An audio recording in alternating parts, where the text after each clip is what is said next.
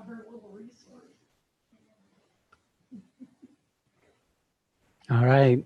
Welcome, Good morning, good afternoon, good evening. wherever you are. You're on mute. I'm on mute. Yeah. All right. We are here. Namaste. Let us celebrate our gathering. And today we're going to explore relationships and the spiritual path. Yeah, today's the old person's relationship.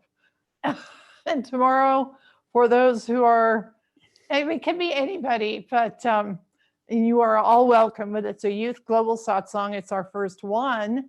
And we're going to be doing it on sex and relationship on the spiritual path. So if you have children, young adults in your family, tell them about this. And Tonya is going to be one of the headliners. We have Satyagita, Amit, and Adi Deva, who are going to come in with Shree and I and begin that conversation. So now you can turn to today. Okay. So I'm just going to take a minute and just kind of dive in, because this is such a vast and interrelated conversation. I want to pull it to something that's relevant for our purpose together.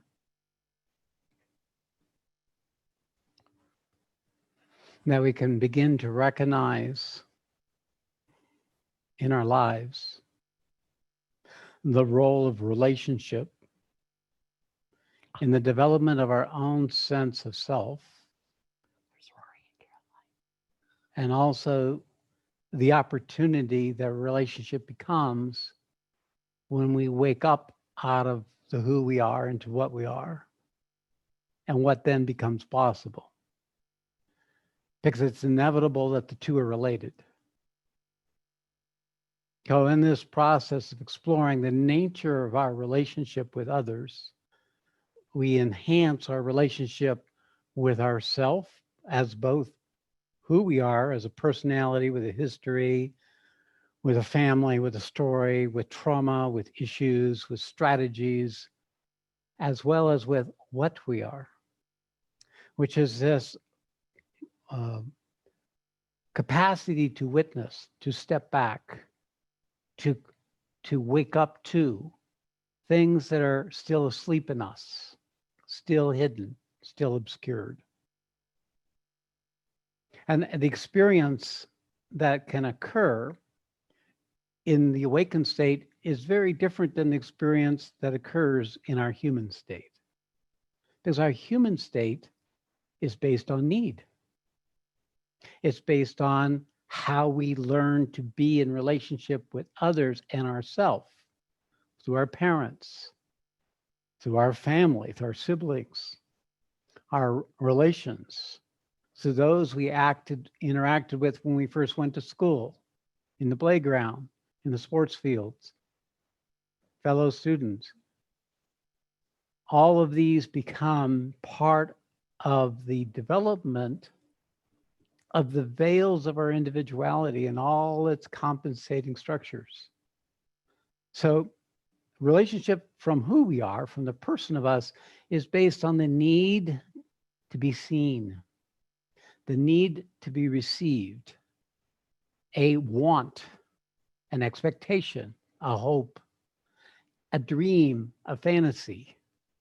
All of these are arising from the content of a person, based on what we read in books, what we saw on TV, the romantic stories or the adventure stories. Our parents. Of course, clearly our parents are really the modelings for what's possible for us. So if you ever want to look where your issues are in your relationship, just look to mom and dad and how that was for you. Of course, you can't really do this until you awaken, but the principle is that not only are you awakened to a possibility of relationship, but you're also awakening to that which would obscure that possibility or perpetuate that patterning, that conditioning, that programming that was based on need and want and fear and jealousy and competition.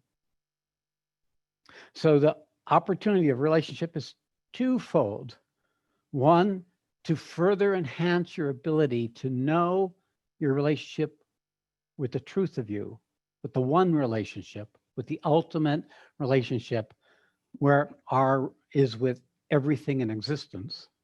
And that in our individuality that could have trouble even relating to another person that hasn't actually worked out how it is to be in a relationship where the outcome nurtures and enhances our possibility for being in existence.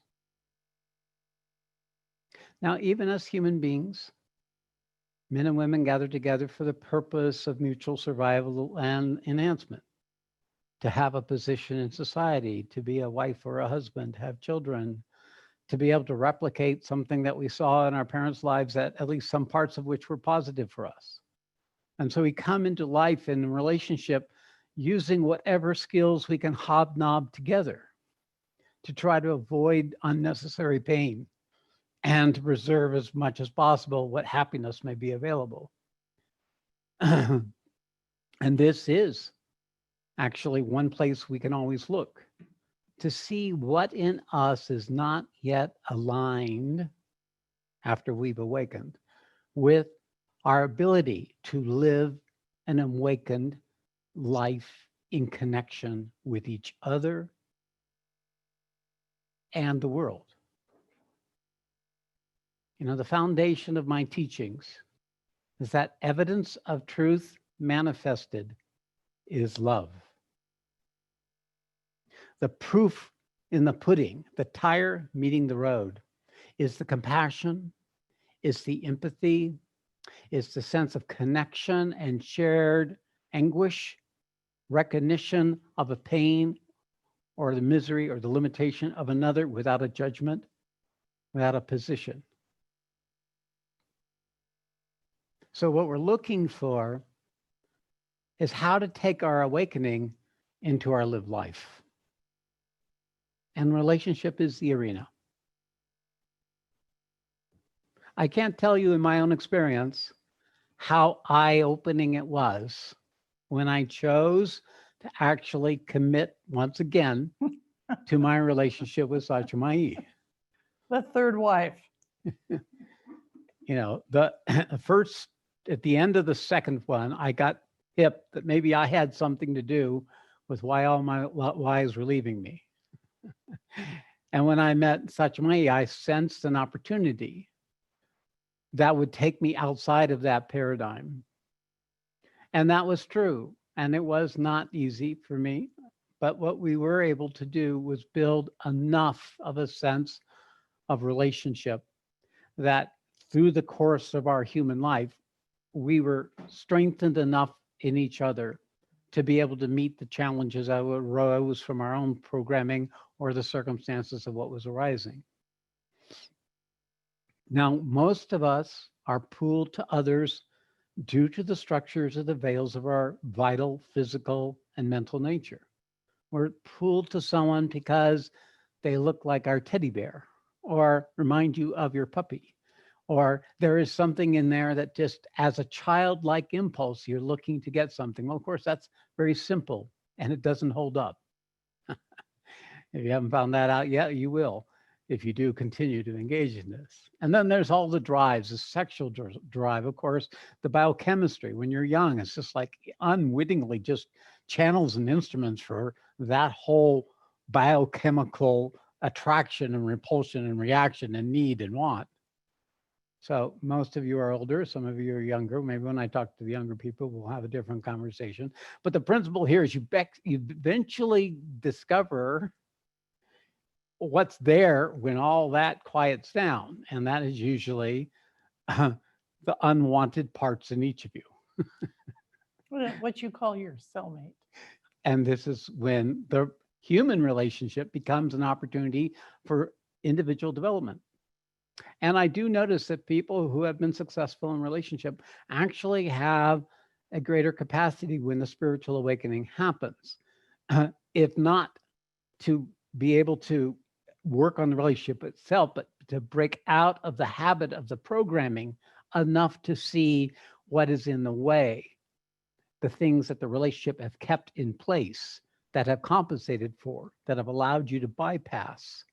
And you start seeing the truth of what is underneath in that whole arena where before you could operate on top of. A lot of people operate on top of because of the kids or because of survival or because one has an errands or, there's all kinds of reasons why people stay together. But it is the way nature has given us to grow and develop as an individual, to learn to expand out of our little self-centered point of view to include another, but to include another without creating a clinging and a dependency and a lack of independent will. So there is a codependency that can occur in relationship where you're leaning on each other in such a way that if one leaves, the other collapses. So the ideal, even human relationship is enough autonomy that they can keep choosing to be with each other even when things go bad or even when you show your worst self, your bad hair days or worse. And in that place, we then start creating space for the other. We also start creating space for ourselves. When we discover we can give some room for another person to be their worst, we actually create space for us to be our worst. We learn how to discover those unmet parts of ourselves that we haven't wanted to be with, that didn't want to know, or that we didn't even know were there. They were so programmed, so conditioned to the trauma and the activities of our life that allow us to be distracted from knowing those things.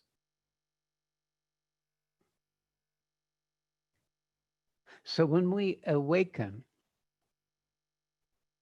what we awaken to is an inherent dichotomy that's in the fabric of the design of creation. We awaken out from something and also to something. And we discover that we have two parts. We have our awakened parts and our unawakened parts. And the first step of awakening, of course, is to get out of Dodge. Once you come out, it's freedom. Once you come out, you're no longer run by need or want. You find a self-sufficiency because in that moment, the self-aware being in you has become aware of its essential reality.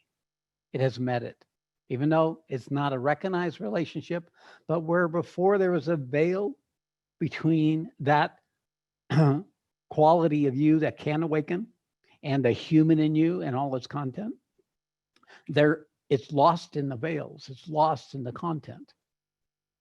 The basic design of the human being is the interface between matter and spirit, between two principles, Purusha and Prakriti, between Shiva and Shakti. These two principles become recognized when we awaken. We awaken to the Shiva. Some awaken to a greater Shakti, but let's stay in the area of most awakenings. It's awakening to the Shiva. And when the Shiva becomes free, this is our Jivatman, we have a track to the Sat. We have a track to the Supreme. And therefore, in that moment, even though we don't know what we've awakened to, we've stepped out of the old paradigm and spirit has separated enough from matter that spirit can recognize matter instead of be matter. And the nature of that moment is foundational. It is actually a paradigm change. It takes you from being one quality of consciousness to two. And now this happens in the experiential and the awareness domain, but I'm going to stay with this.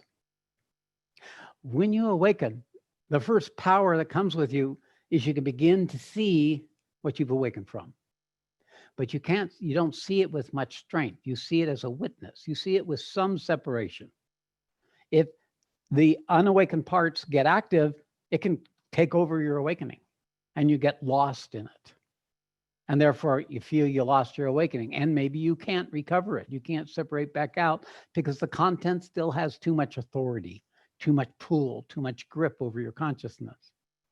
So always with awakening, the first thing to do is to recognize that you need to support the awakening. And we support the awakening by staying awake. by being present with the experience of the freedom, by being connected to that which comes to us when we awake, that thing larger than all of us. And in that process, we begin to gather strength so that when the content of our prakriti, of our embodiment, of our personhood, no longer overtakes us with the same authority, we get some perspective. We can step back and we can have some choice. That's the thing with freedom. With freedom is choice. With choice, you can choose to get caught up or choose not to. But developing that power may not be strong at first. We have to keep choosing the awakening. And then the unawakened parts lose that percentage of power that we give to our awakening, and it becomes less powerful in the process. Okay, when this process has come to a certain point, when we've come, like I like to say, where we're beginning to be more pulled to what we've awakened to than what we've been awakened from.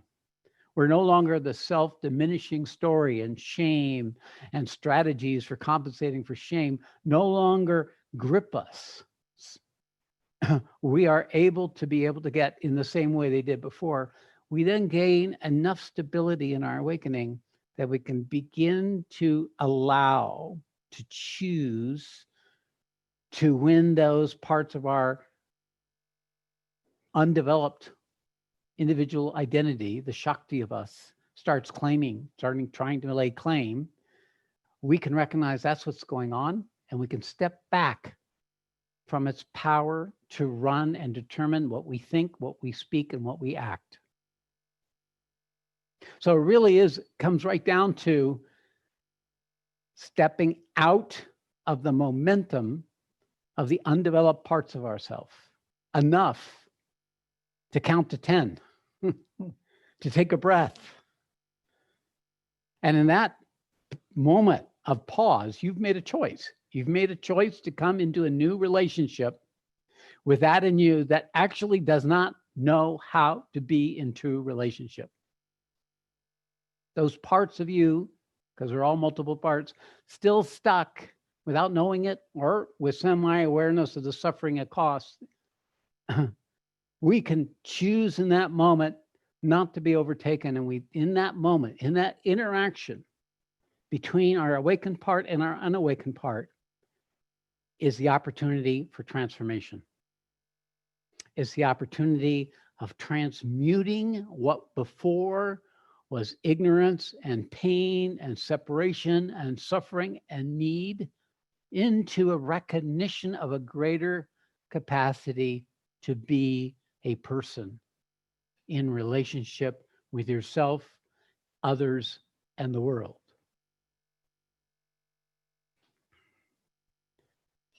So how does our individual relationship play once you've awakened? So my advice with people is if you've awakened and you don't have a relationship, please do not jump into another relationship. The nature of awakening is there's this greater sense of expansion and freedom, but it's new. It may seem very convincing, but you got all this shit, this ancestral karma you're dragging along with this. And it's going to be the one that says, oh, good, now I can do this. Now I can have this. Now I can be this way, which is naive. And therefore, if you choose a relationship prematurely, the likelihood is that which has you choose that will be an attraction or repulsion. It will be shaped by your physical, vital, or mental needs or wants, preferences, or strategies. And it will be the hook that will make it more difficult for you to come out. See, there's that principle, when you first meet someone and the chemistry is right and the astrology is right, the vibration frequencies are right. And there's something in your body and in your vital that says, yes, that, right? You know that feeling. Some of you don't have it, I know, but I had it. And that yes is a mindless, conditioned programming for the purpose of reproducing and making babies.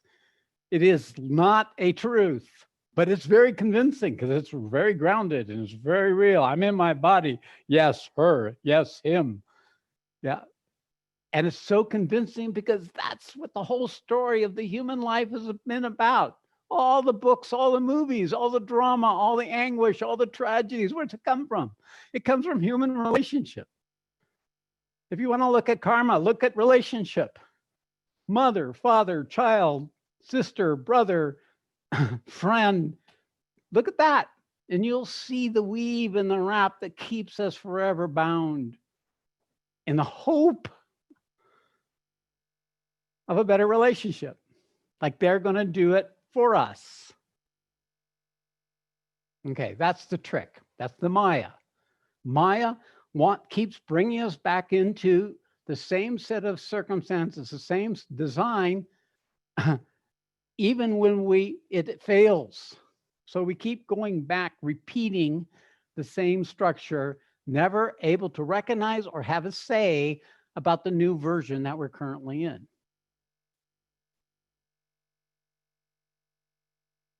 All right, each of you are going to be different. Some of you just didn't go there. Some of you went there first and then said, nope, never going to do that again.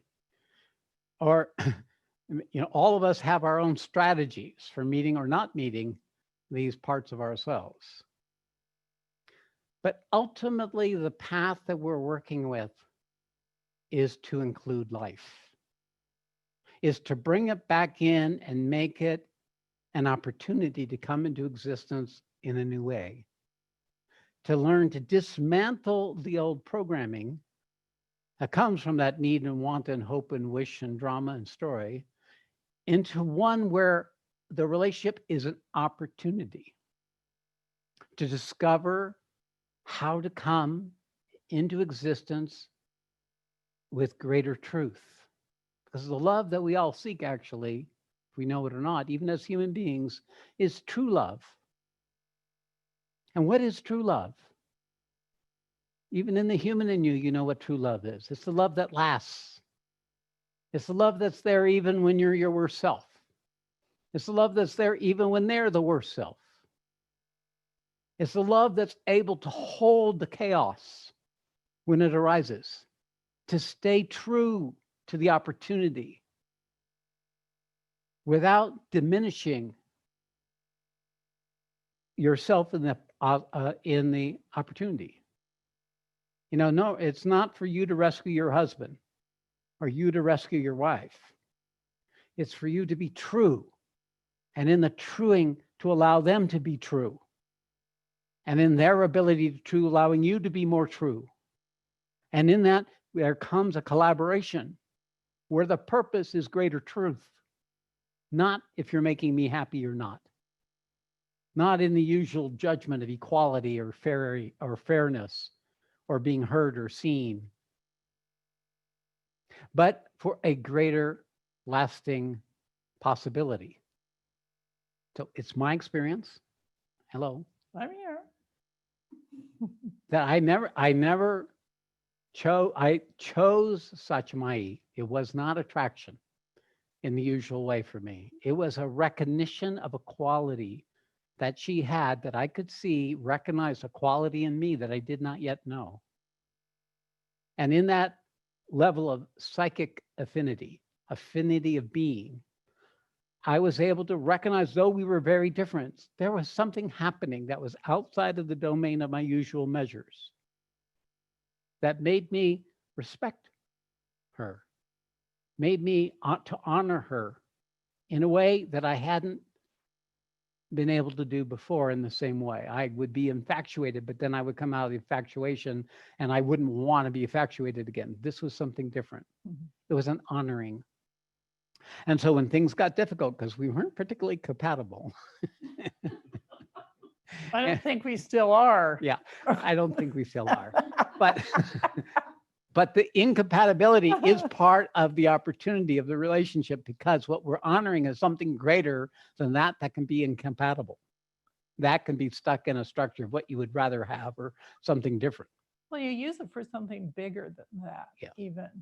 That this is your opportunity to see yourself and your partner, or to even observe where they're stuck up. Yeah. So to use a relationship in a spiritual way and not just a human relationship. There's still the human. We all love the human, but the spiritual, it's got a bigger purpose. And that's the key. The key that happened in our relationship, and it happens many people when that strong awakening like mine happens, that usually the world falls away. It just falls away. They lose interest in you or you lose interest in them. He kept trying to get rid of me during that time. Yeah. And if it wasn't for my teacher saying that if she survives this transition period, she will be here to help manifest you. So I didn't particularly believe that because I felt I was the boss of all those things that have to do with manifestation. But I trusted my teacher, and that left an impression. And what I saw with Satchamayi when my awakening happened was this two parts of her. One part that was in anguish and anger and fear with her husband leaving, and the other part that could recognize the truth of what was happening. And it would sometimes vary about every 5 minutes. It was like boom, boom, boom. And I would be watching this. And I knew there was a battle going on in her. The part that said, this is truth and I want to be part of that. And the parts that said, screw this isn't working. I can't live without this. I don't need this. I don't need this much pain. And it was a 3-year transition. And I was in awe.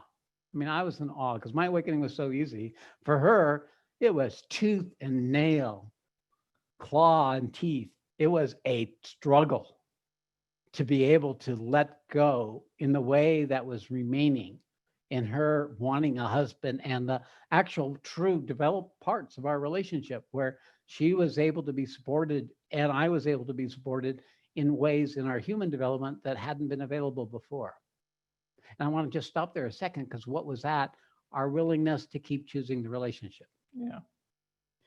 It is the power of our word gets evidence in marriage because it is to your death.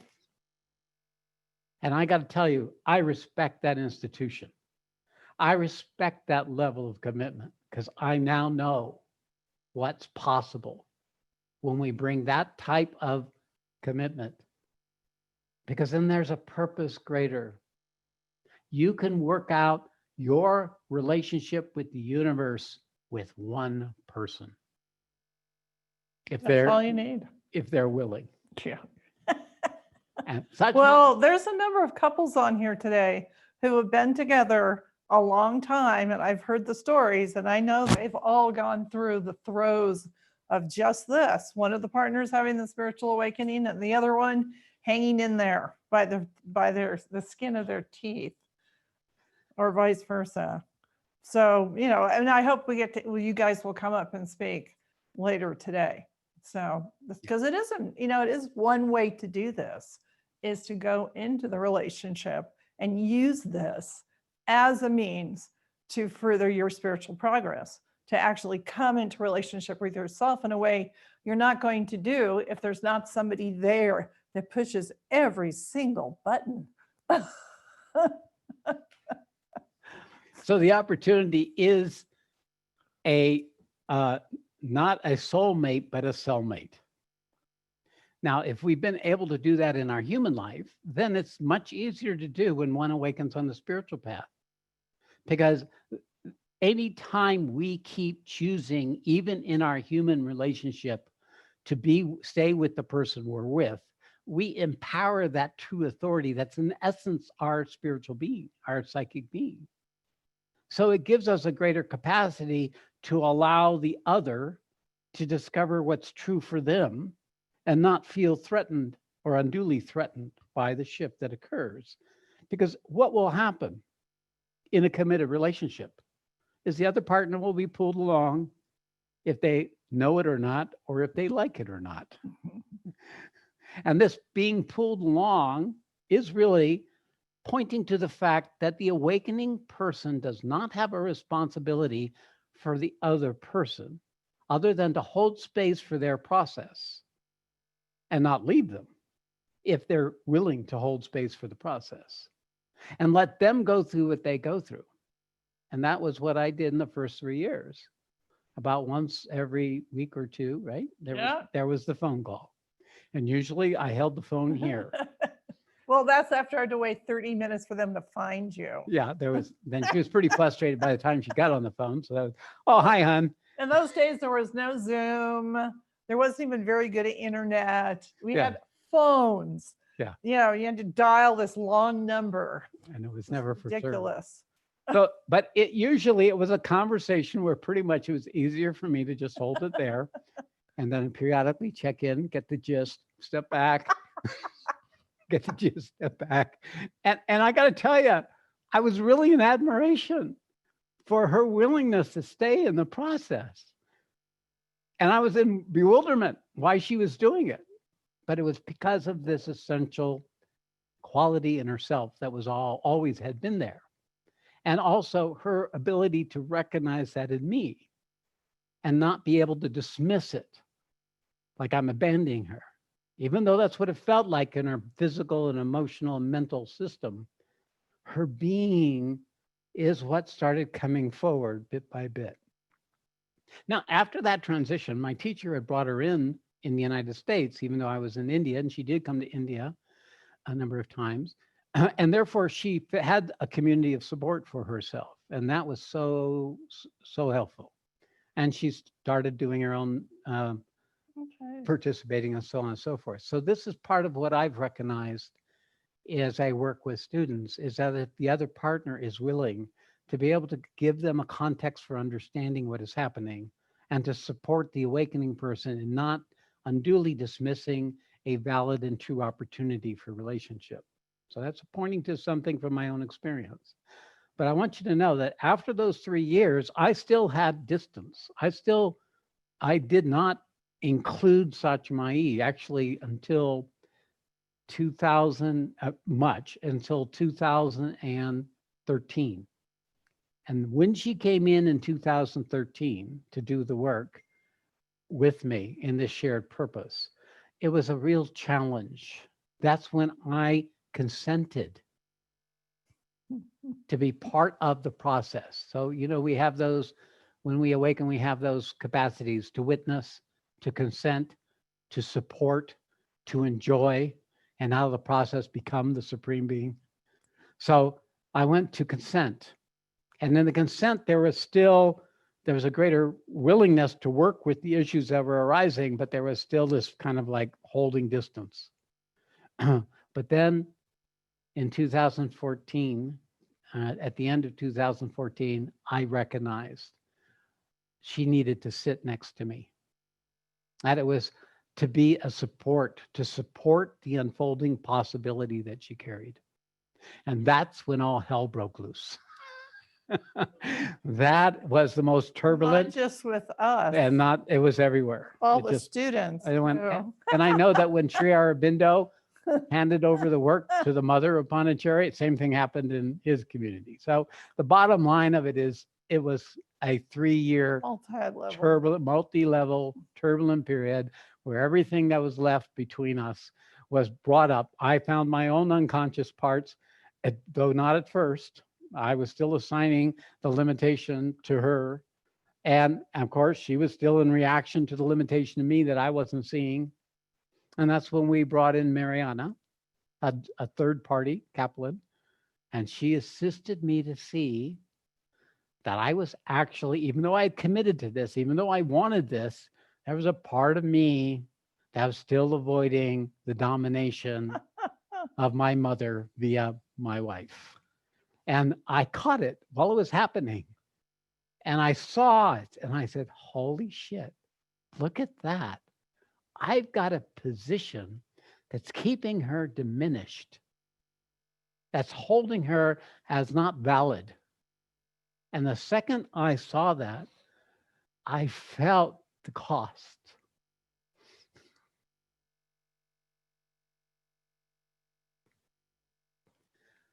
Of having been that way. It went through my whole system, even repeating it right now. I came to truth in a way I never imagined was necessary. And it came right down to the pain and the diminishment and the disrespect or the lack of honoring of the same divine principle I am in her.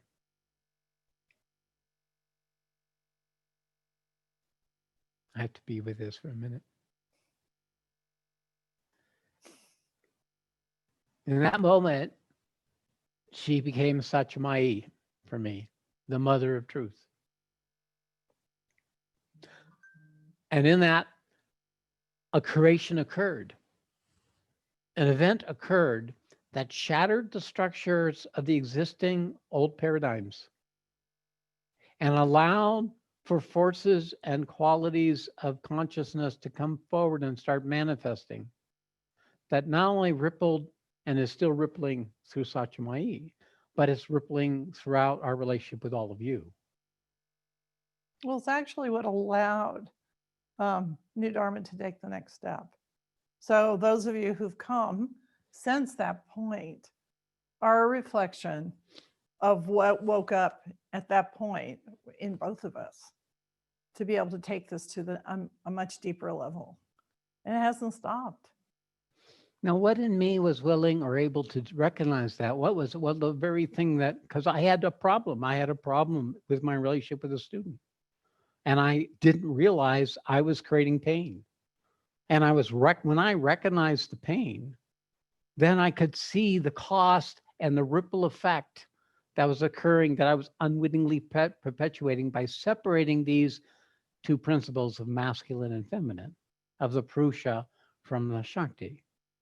And saw the need and saw the recognition that the two can come together in wholeness, that the Shakti can be empowered by the Purusha and the Purusha can be enriched by the Shakti.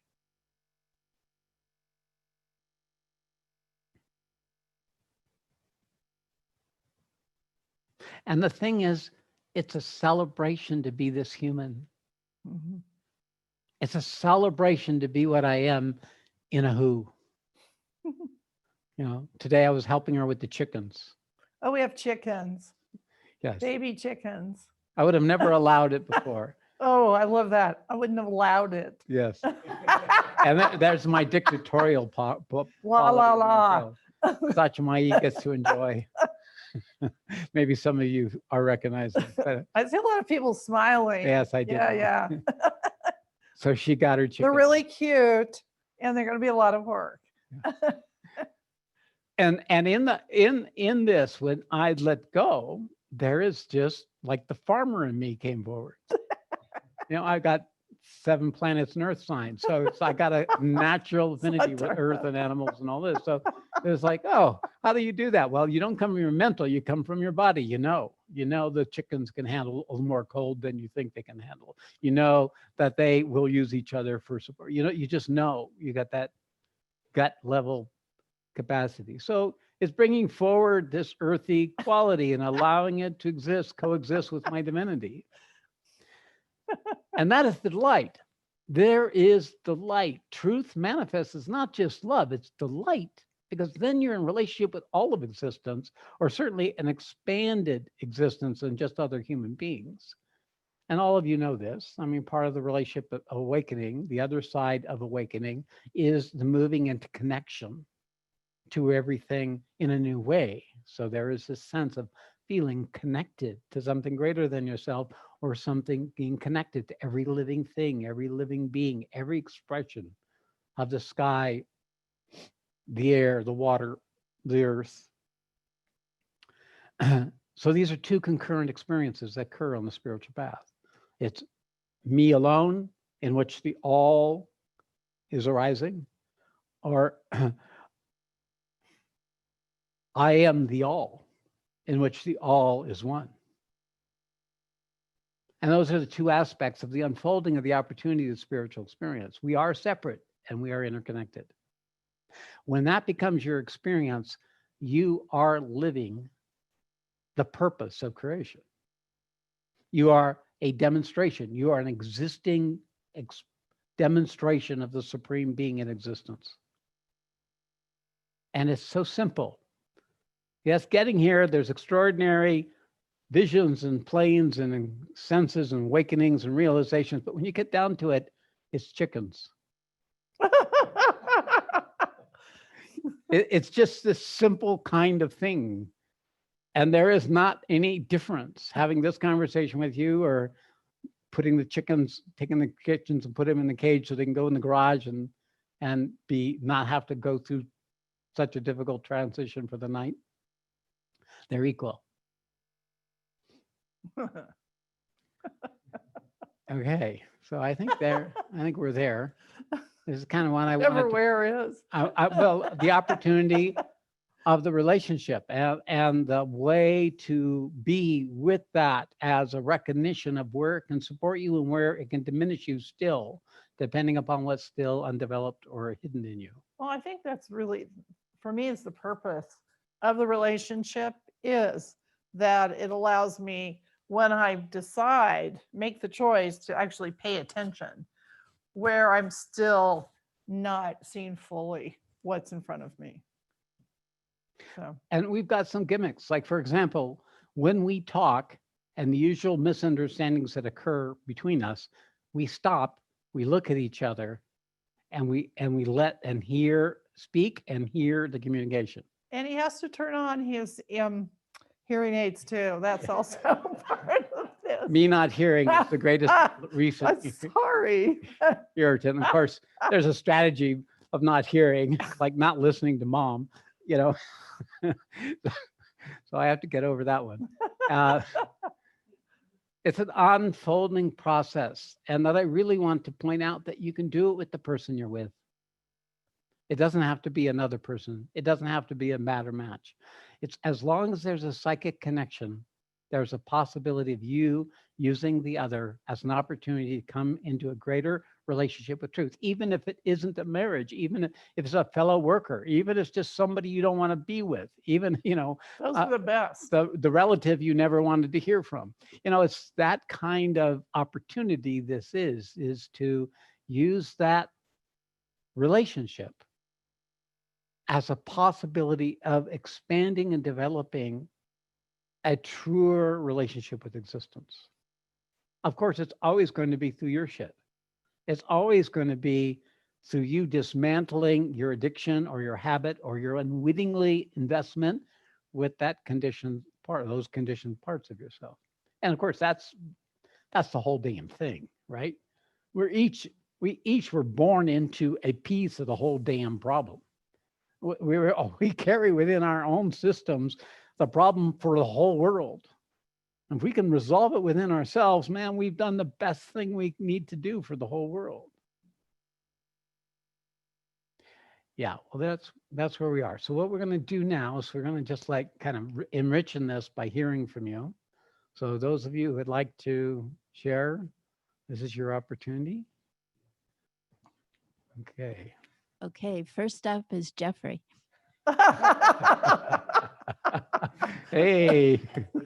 Everybody's Yeah. laughing because Jeffrey's part of the AV team. We're Yeah. looking at him. Yeah. Can we get him? Oh yeah, he's already on. Oh, you're already on. Okay, good. Oh, thank you, Newt. Sorry about that. Thank you first. You know, Yeah, there you go.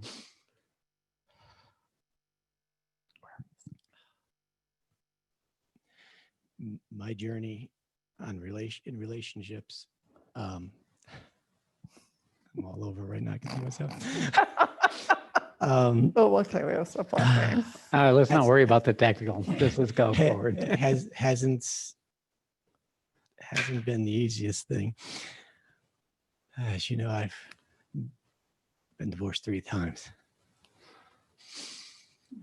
And when you said you realized how much you played a factor there.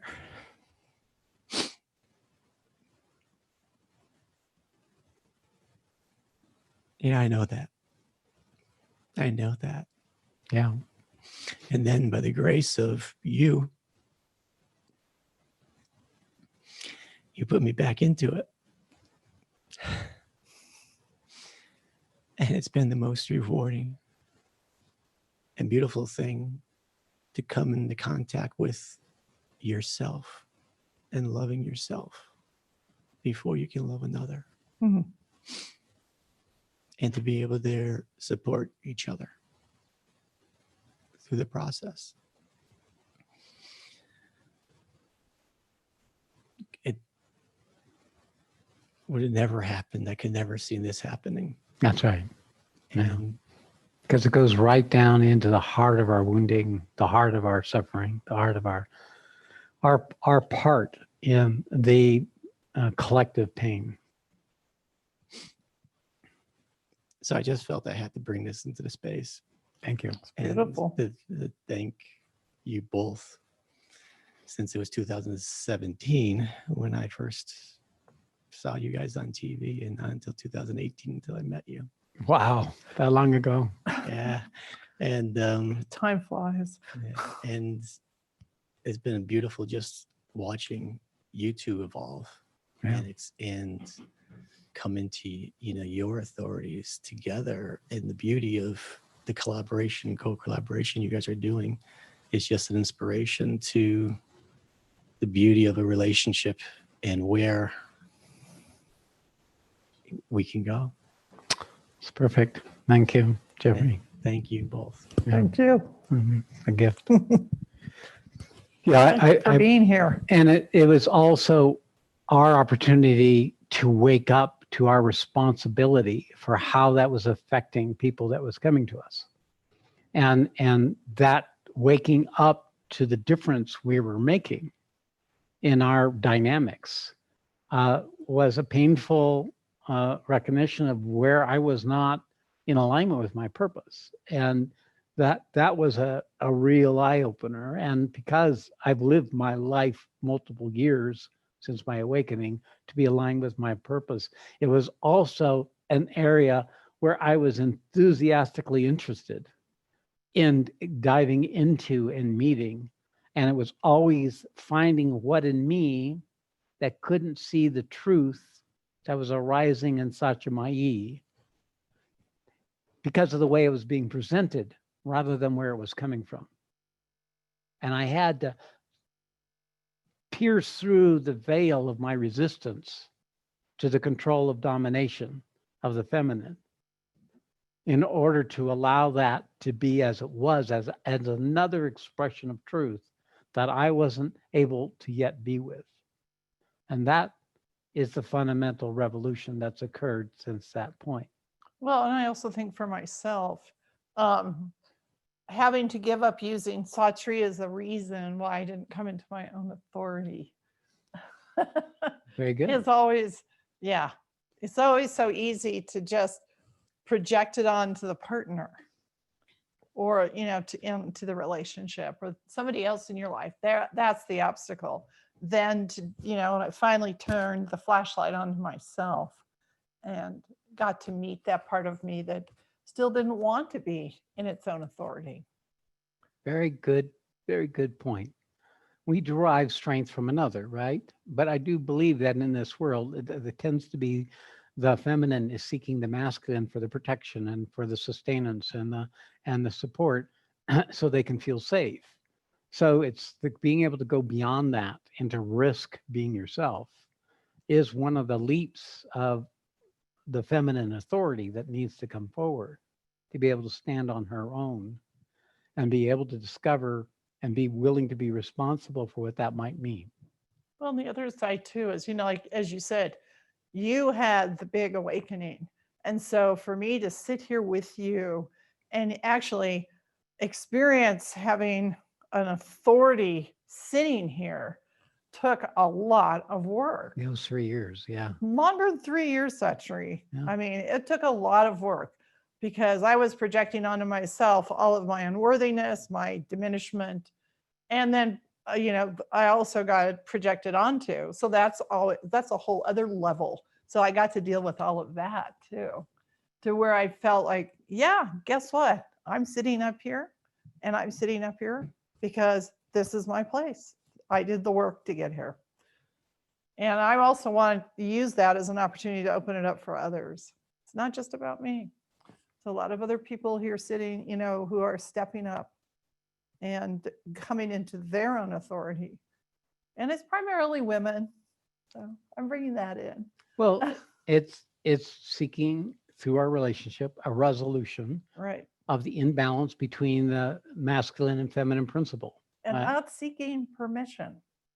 Yeah. That's an important piece. Yes. It's not like I'm looking to you to be, you're giving me permission.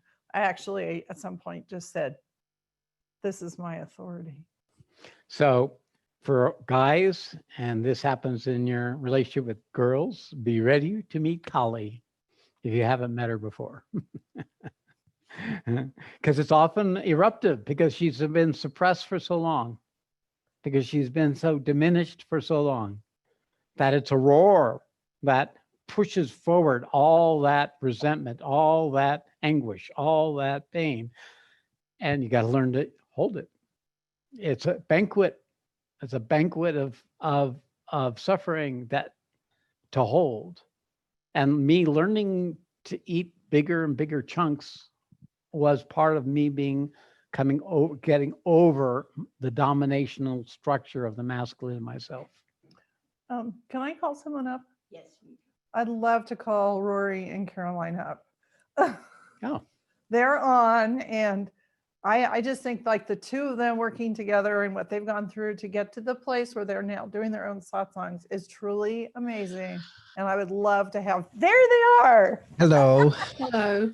Let me just pin your video because we're sick of looking at ourselves. Well, Yeah, I totally understand. I go through the same experience. You I guys look like that on screen.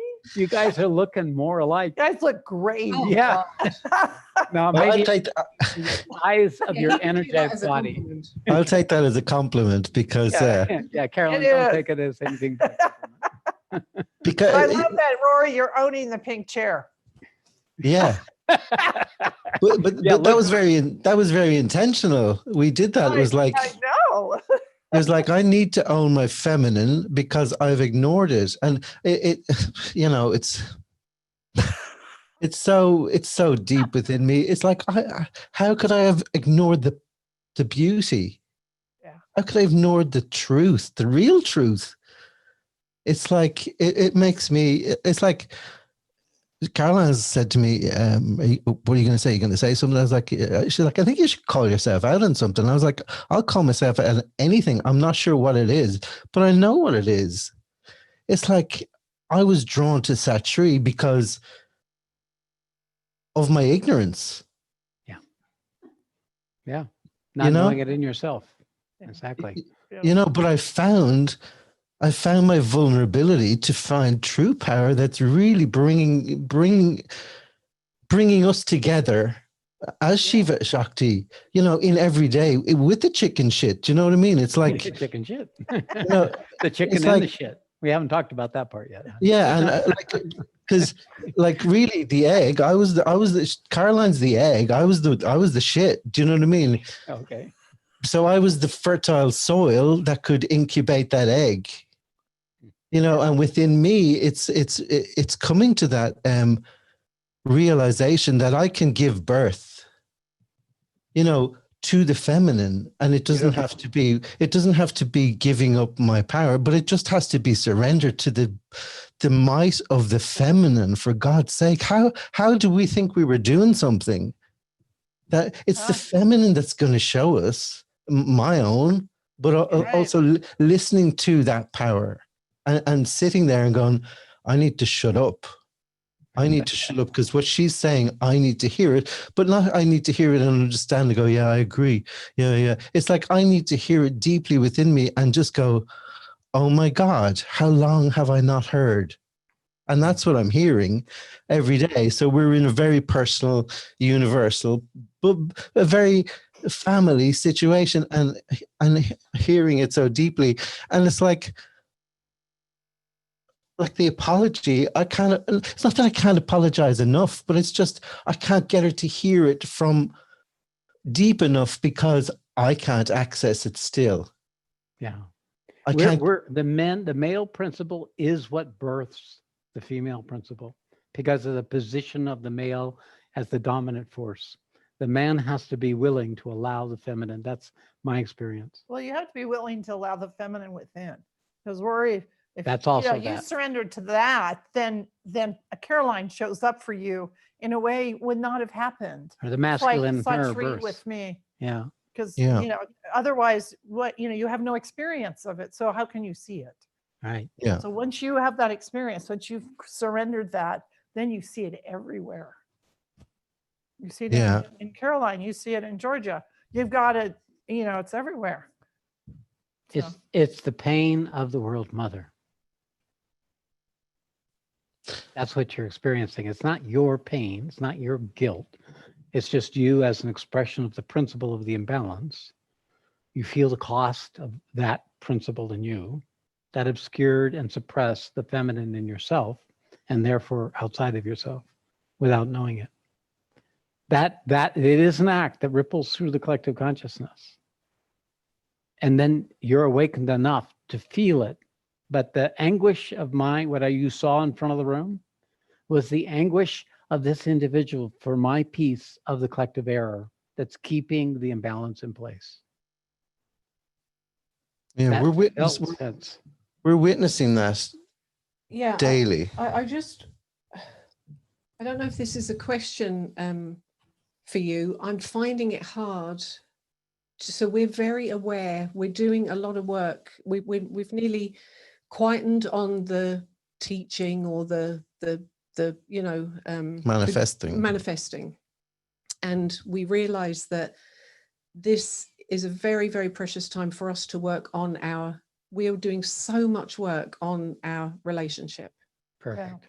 So we're doing, it's indescribable how much work we're doing and actually how difficult it is. And what I find incredible is that there's something in me, because I and you guys know this, and a lot of you here know this, that it's been so difficult for me to stay with Rory. It honestly, so difficult that every day it's proof of something far greater than me that is keeping me here. It astounds me. It makes it very tough, but I'm very, very grateful for whatever that is that keeps me here. But what I wanted to say was, Rory will say those words, he'll apologize, he'll cry, and he's done that in groups and like he did just there. There is something in me. So I'm aware that I'm obviously part of the collective. So I know what I am in our relationship, but I know what I am in the collective, what I represent for the feminine. And for whatever reason, I don't know what it is, I can't hear the apology. I can't. I'm glad I'm able to speak to you about it, because I'm so aware of the individual and the collective. So I feel that if I got some notion on the collective level of how the feminine will forgive the males, that it will make such a huge difference. There you go, I guess. So this is the feminine resentment what's all the pain? and the pain of not suffering. being able to come Yes. into life fully, and the self-betrayal to be safe and secure. And all that is like is like the top of it's the plug that keeps the magnum of the truth of you. And it comes out as pain and hatred and revenge and fuck you, be free. So all of that just needs to be felt so that the pure current of the feminine principle can be freed in her own power. So that why you can't receive it is because of the quantum, not just yours, Caroline, your mother's mother, all other women. It's a built up layer. And then you have your relationship with Roy, where you're continuously recreating it from that part of yourself, that diminished and trying to come out of the diminished part of yourself. So this is why you should stay, because the plug is not just your own. And your strategy has been to run, even though in your life you've not done it. And your 3 children kind of keep you here. 2 children, sorry. Well, I was thinking Roy. Oh,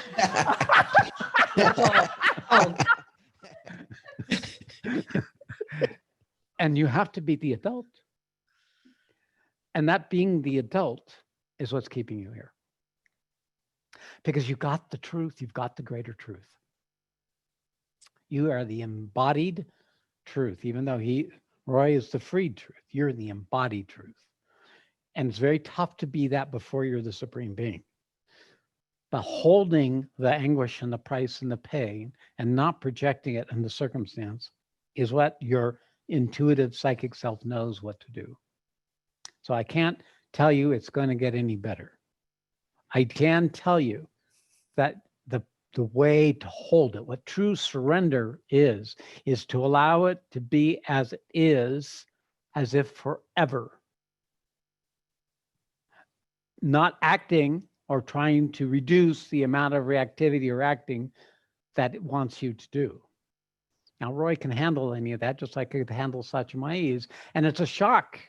I mean, I can tell you, we've seen it in a number of situations, like in the Mariana group, where Satchamayi has just exploded with her piece of that collective Not diminishment. everybody saw it. Yeah, but it is like run, you know, the Yeah, mountain. but I was standing up for the feminine. Yes, yeah. Like, recognize that is so important in everything we do. And it is a shadow.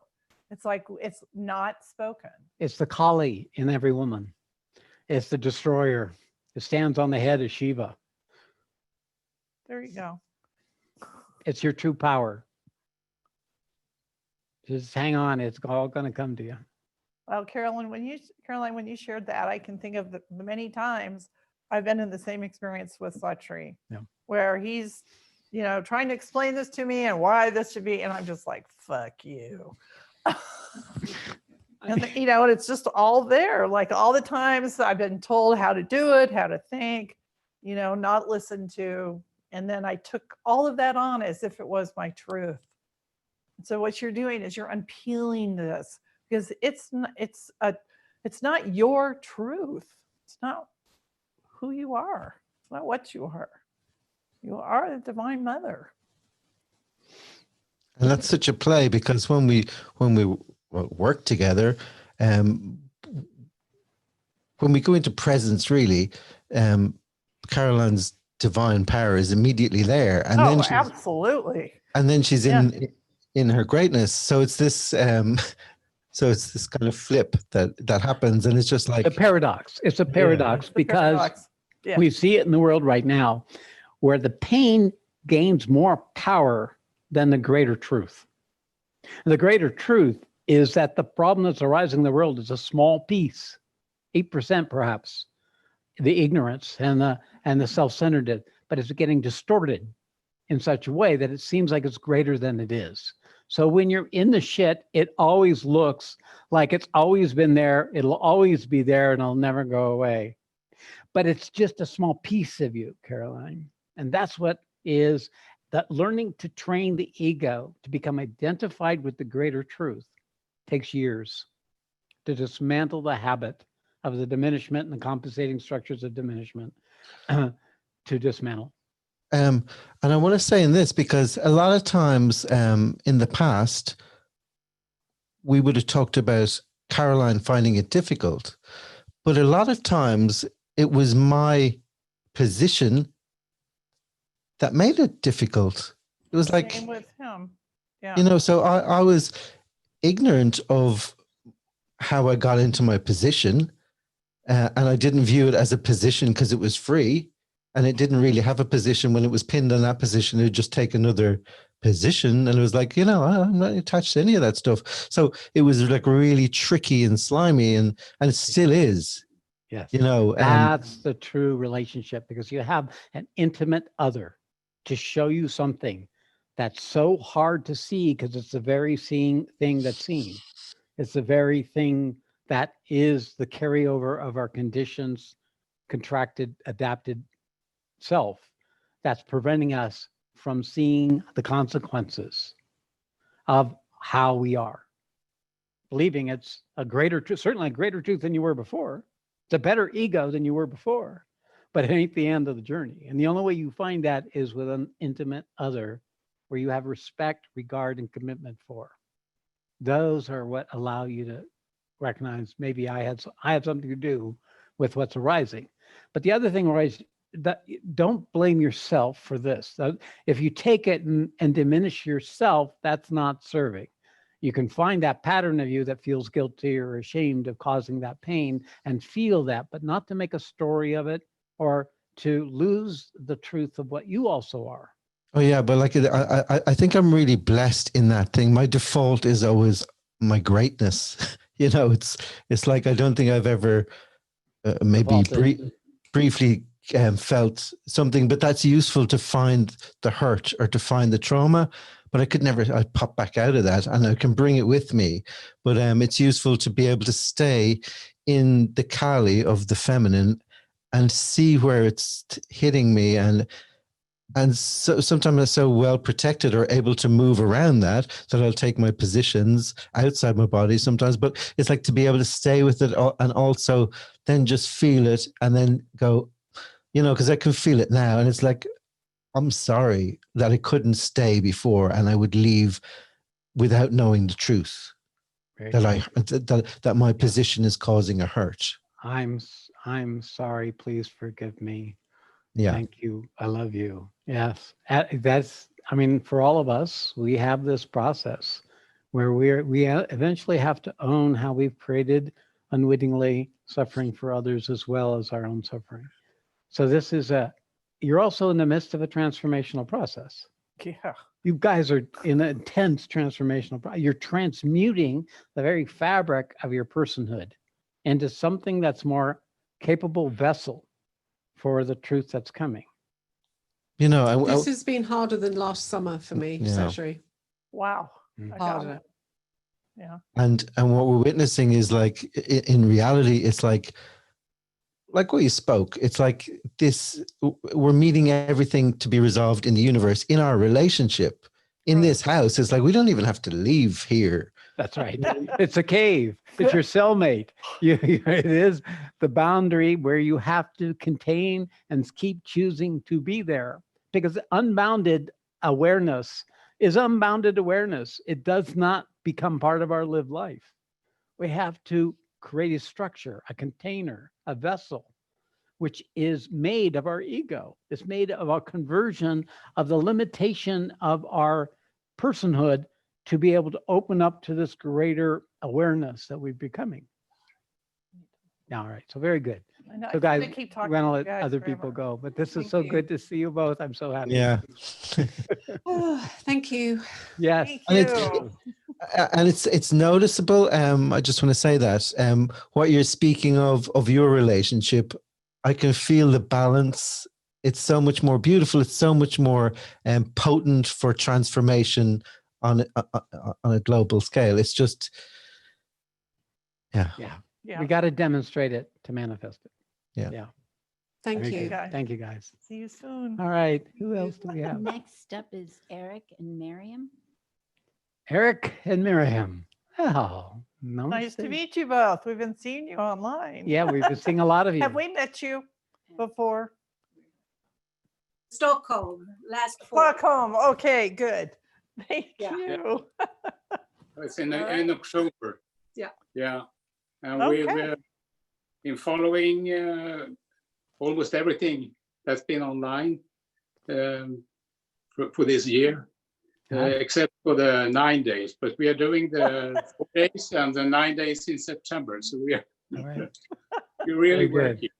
I got it. Good. Good for you. All right. So what's there for you? What's showing up?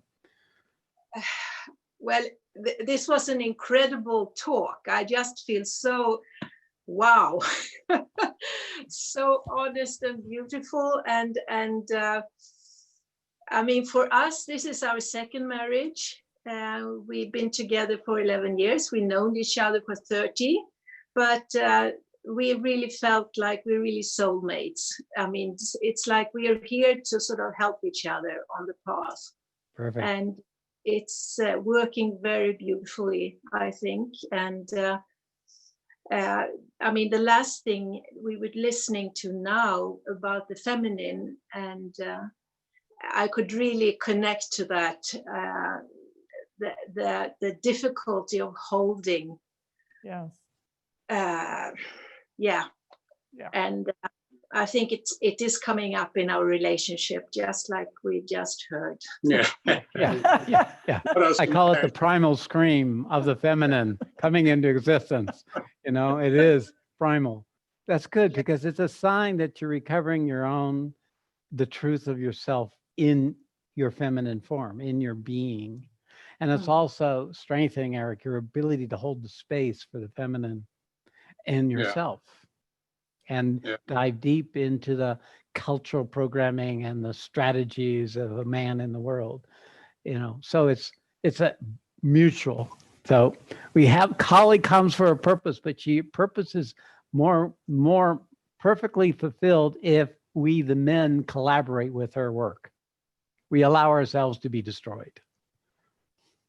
Yeah, and that's what's happening, I think. Yeah, it's step by step, but the principle is there to recognize that even though it looks the way it looks, which is like, you're really out of control, you're really losing it. You can say, okay, welcome. You're come into existence. Let me enter. Let me just feel what happens to me when she's like that. And then watch. That takes it right down there into the core structures, the design of your relationship with your mother, your relationship with father, your whole strategies of coming into life. And it's tough for us guys because we're so guarded.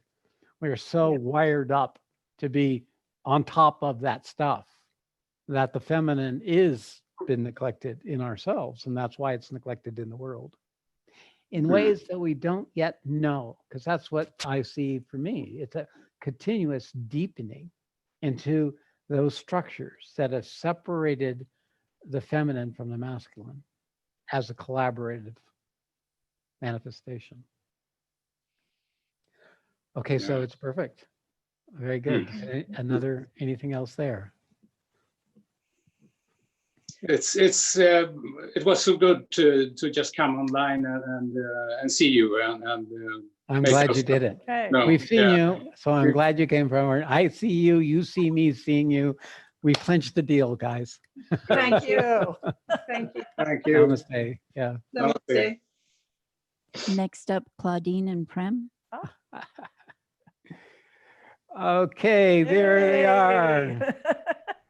Intrepid warriors coming together.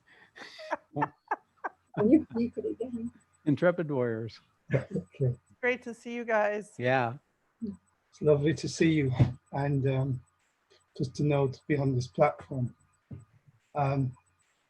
What came through with the speakers before was this, and yourselves, is this marinating in this juice of the male and female. And for me, it's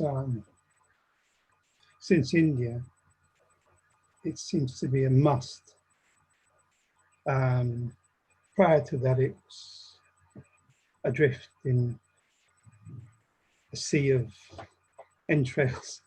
Yeah. And it's nice that to bring the strands in and not to be bonsaied in a way where the root of this growth is coming through, to be blossoming and the branches to be spreading in this way. For me, this is the terrain. This is everything. Thank you. I can see this in you, Prem, because you carry actually both principles, the feminine and the masculine. They're both within you. And the struggle of being to ground the masculine has been your struggle, because the feminine is so strong. You get overtaken by everything around you. Yeah. So the strengthening of the masculine within you is the grounding that you're looking for. And so therefore it's different, because in his system, this battlefield is in his own body. And now I'd like to hear from Claudine, and because I know that Claudine has quite a bit of authority, and I want to hear how that's going. I think so. I don't know about that. I've done a lot of Kali. Yes. I've even done and worse words, which I better not say right now. I mean, I sort of think since men have got fists, women should be born with guns, really. Because there's something unfair of it. All right, you're discovering your true authority. Yes. Yeah, you I don't need the I gun. haven't managed to. Because of my health, I didn't ever have an avenue for escape, really. So it's kind of like I would have escaped. We've both tried to escape, actually. Yeah. We haven't managed so far. Well, I you know, think this, he puts up with as much in me as I put up with in him, but it's just very, very different. it's just different. Yes. Claudine, that's a Very, very, very true, different. that's a true spiritual relationship, girl. Yeah. Equals in the battlefield. Everyone's A got worthy their own component. shit. I used to call him Nightmare Man, and I'm sure I'm a nightmare too, of a different kind. Yeah, well, who was knocking them down? It took me a long time to get up the courage to do it. All right, well then see, that's Yes, you're banging around. But again, for you too, Claudine, it's the balance between the male and the female and all the repressed suffering. And then the resentment that comes from the female for being repressed is occurring within you because your habit of your life was it wasn't safe to be your powerful self. So this plug you put on yourself also will take time to be able to be with it in an appropriate way. Otherwise, it's like an eruption. yes, we fight a lot. I mean, well, I do. Yeah, I can imagine. Yeah. Yeah. Yep. You mop the floor with Brem. Usually every Monday for some reason. Well, we all have our own dynamics and we're all looking to resolve the same problem within the paradigm of our design. So this is exactly perfect. And the thing that's so great is to keep seeing you show up, the two of you show up, because I know that where you're headed is where we are. And you're going to get as far towards that as possible. I know you guys are going to do that because this is your redemption. This is your healing. This is your ability to be here in the way you've always wanted to be. I know this. Can I just say one other point? You mentioned this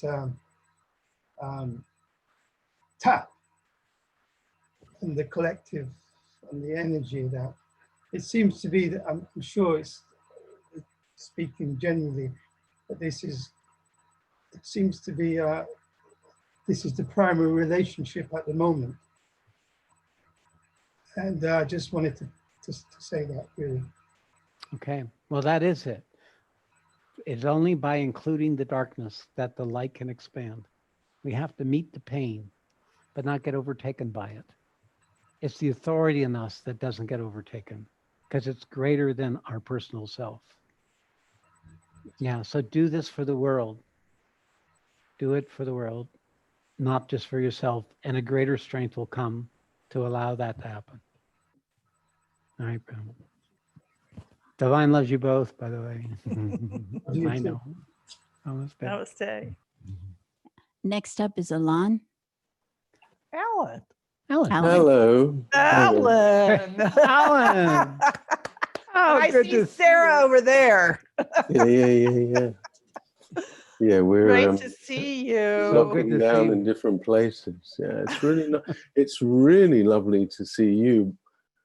And more than that, it's really lovely to see kind of where you are now, because somewhere in me it's like I've been holding you in where you were. Right. And I just really want to acknowledge how wonderful it is for me to see, like, in that, you know, that you guys are not in a frozen space, but that you've moved well, to me, because it's been a long time in a sense since I was in That's India. right. you Been know. what, a year? And Yeah. yes, well, it was a year when we had the last meeting in In Taste. Rishikesh. Yeah, Yeah. Rishikesh. Yeah. But it's kind of 2 years since really I was in Tiru with you, which is, Right. I think, really where I kind of, as it were, met the thing that in a way I'd like to talk about, which is that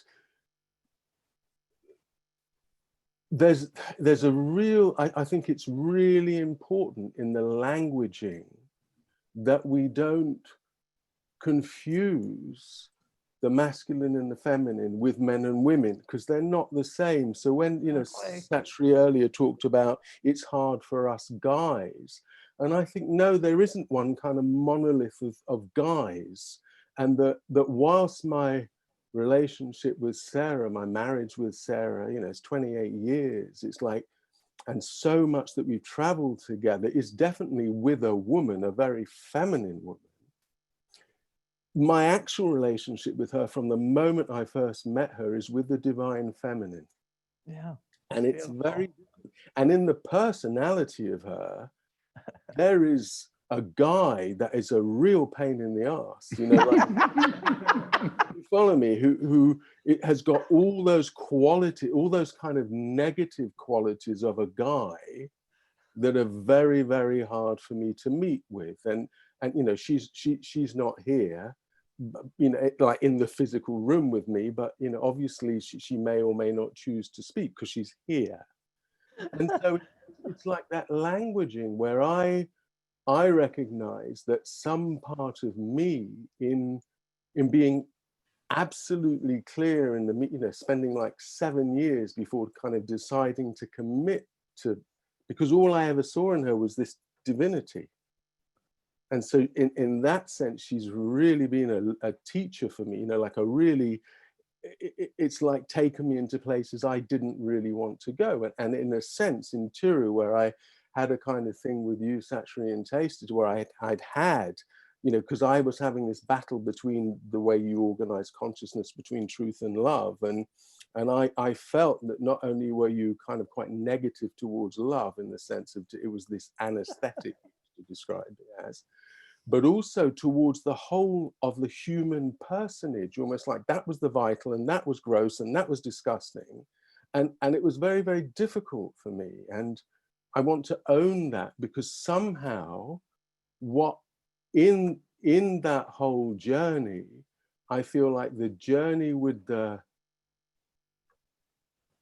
masculine in me kind of abased itself in the face of the feminine. And I realized that what's happened in a sense is that it's okay for this masculine to arise within a man once it's kind of grounded in respect for the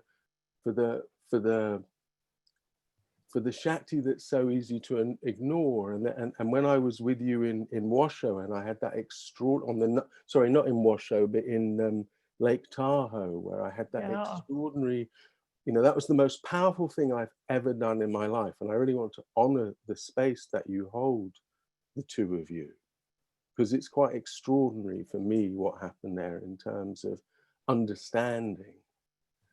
And so I don't have a kind of natural ending point of this, except that it's really important to me to be really clear. Yeah. And it is starting to come out that men and women and masculine and feminine, they're just not the same. And anyway, something like that. And Well, it's Alan, Thank you so I'd like much. to just speak These to you, online because offerings, yeah. what I see is the structure of the need that is wanting to happen is the Shakti within you. That when it becomes our own, then the projection outward based on need falls away. Yep. And then you're free with your own Shakti. And that is how we, men or women finding their own Shiva, come to balance within the person of each of us. So this is the battle. The real battle isn't out there in this principle. It's in us, but it'll be a reflection of the collective. So in the masculine principle, if you're a woman or a man, the balance is finding the feminine principle so that they come into balance, whatever that ratio be. The truth is we're both, but to embody it means we have to meet the stuff in us that's been organized one way or another up to this point. So I agree. I believe that the ultimate war is within myself, but outwardly with Sarah, or in my case with Satchmai, that becomes the place where when she is the most irritating or the most wrong, I meet that part of me that would come up with that resistance, that repulsion, and then own it and allow her to be exactly where it is as a perfect expression of truth in that moment. And love. And that's what love is. Yes. Unconditional. Doesn't have requirements. When we're in unconditional love with the other, we're done. And that's proof. That's the proof that truth is manifest in us. So there you go. Well, it was so lovely what you said in your talk about the difference between affinity and compatibility. And but the affinity has always been so absolutely clear. Yeah. And I really, really acknowledge exactly that with this Kundalini experience that happened in Tahoe, that in a sense, and since that Shakti came true, it put me in a place to be able to kind of withdraw that projection. And this COVID thing where we've had the opportunity to decide to live separately for this period of time so we could take the benefit of isolation. It's good. I've really met all that, exactly what you're saying, met so much of these structures in myself that in a sense, I just really like to offer encouragement in a way. And you know, my gratitude to you guys, that I'm it's just not so just glad. man and woman. Yeah. Yes, I'm just so glad to see you, Alan. I hope to see Sarah.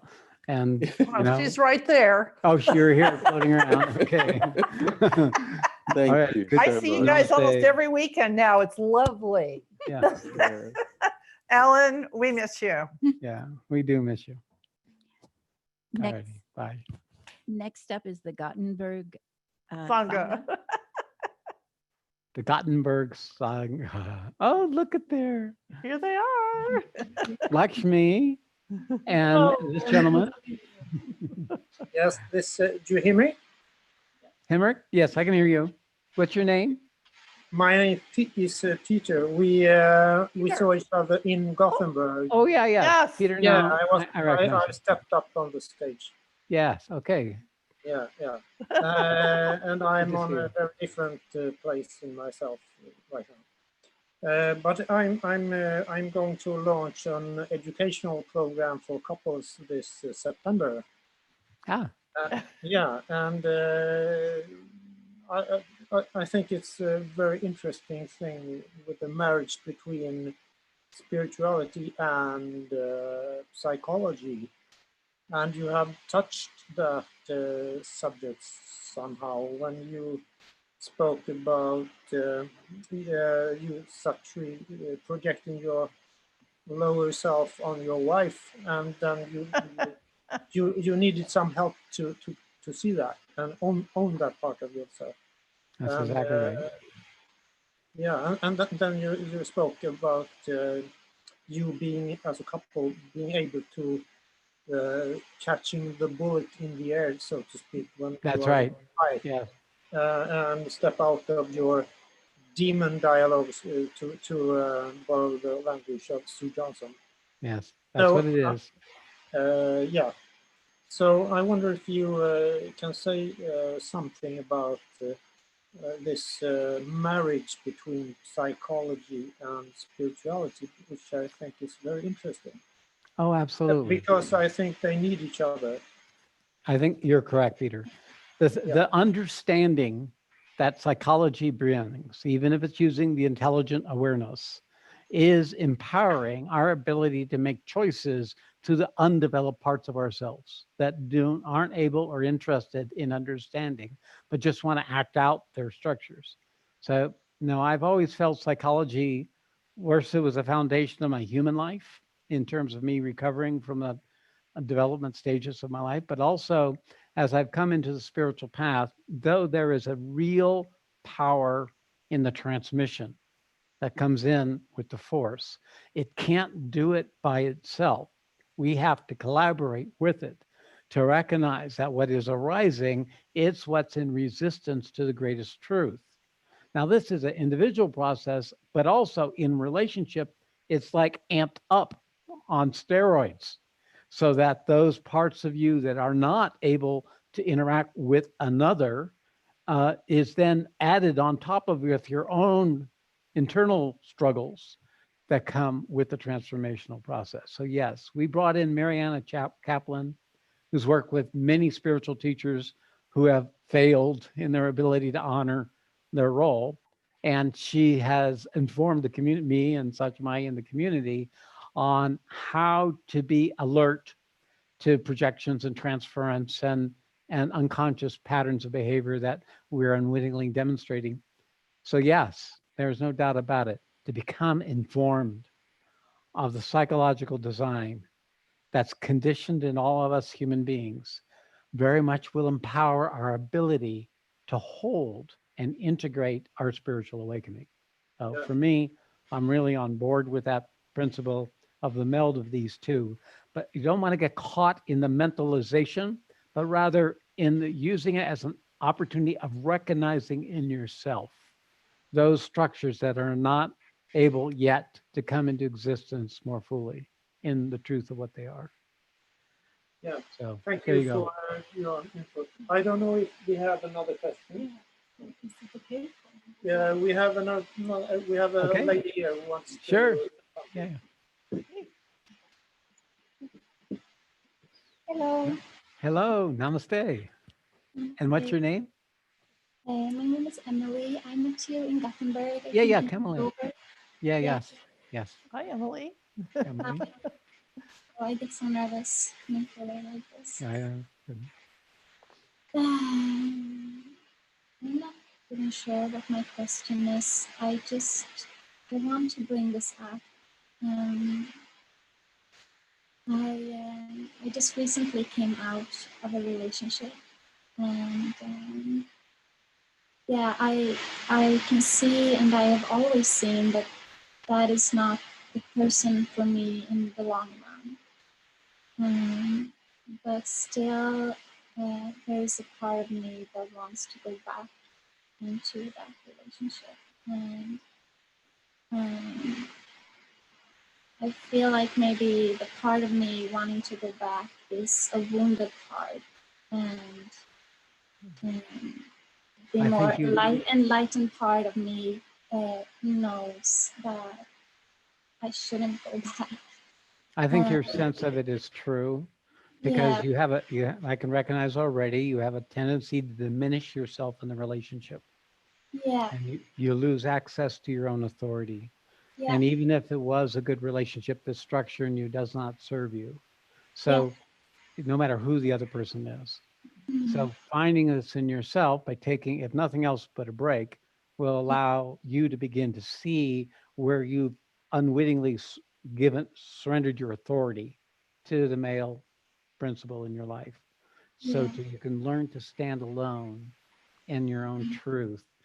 And coming to this is painful for those undeveloped parts that are still full of need, still want to be seen, want to be met at that level of physical relationships and emotional shared life. So this learning to stand alone is standing alone with our eternal nature, the nature that travels from lifetimes to lifetimes to lifetimes. And this is what wants to come forward in you now. Yeah. That truth of you wants to come forward. So now you want to nurture it by not unduly overtaking yourself with circumstances or people in your life that bring you back into that diminished dependent structure. Mm-hmm. So there are times where we need to take a break, or get some distance from a relationship in order to be able to discern truly if that's an opportunity that can further us or not. This collaboration between both parties with that shared purpose is critical. That Marian and Eric were a reflection of that. They had found in each other a partner in the collaboration of their own spiritual unfolding. But it's not a soulmate, but it's at least someone who's open in their psychic being to the spiritual possibility, who can recognize it in you and you can recognize it in them. Then there is a possibility of collaboration. But the risk of that is this dependency need structure, even in that context, will come forward and overtake the opportunity if you're not in responsibility with that part of yourself. That means you know it's there and you don't take actions based on it. You don't make decisions based on it. So good for you, Emily, that you made a choice. Because for right or wrong, it is, in my sense, the right it will show you what you need to see next. Yeah. Because you chose to do, because you're choosing to align your life with your inner being. And therefore, that's the act that you're wanting to empower by not letting the doubt or the second thoughts get in the way of staying true with what you've chosen. Yeah, There you go. exactly what I needed to do. Thank you. Yes. Namaste. I figure more of this will come up with the youth group tomorrow, but it's there is a place in the spiritual unfolding as you're a younger person where these dynamics are not cut and dry. Each person is unique depending upon where they are on the journey. Yes, Peter, did you have something else? Hang on. They're unmuting. They're unmuting you. We can't hear you yet. Hang on.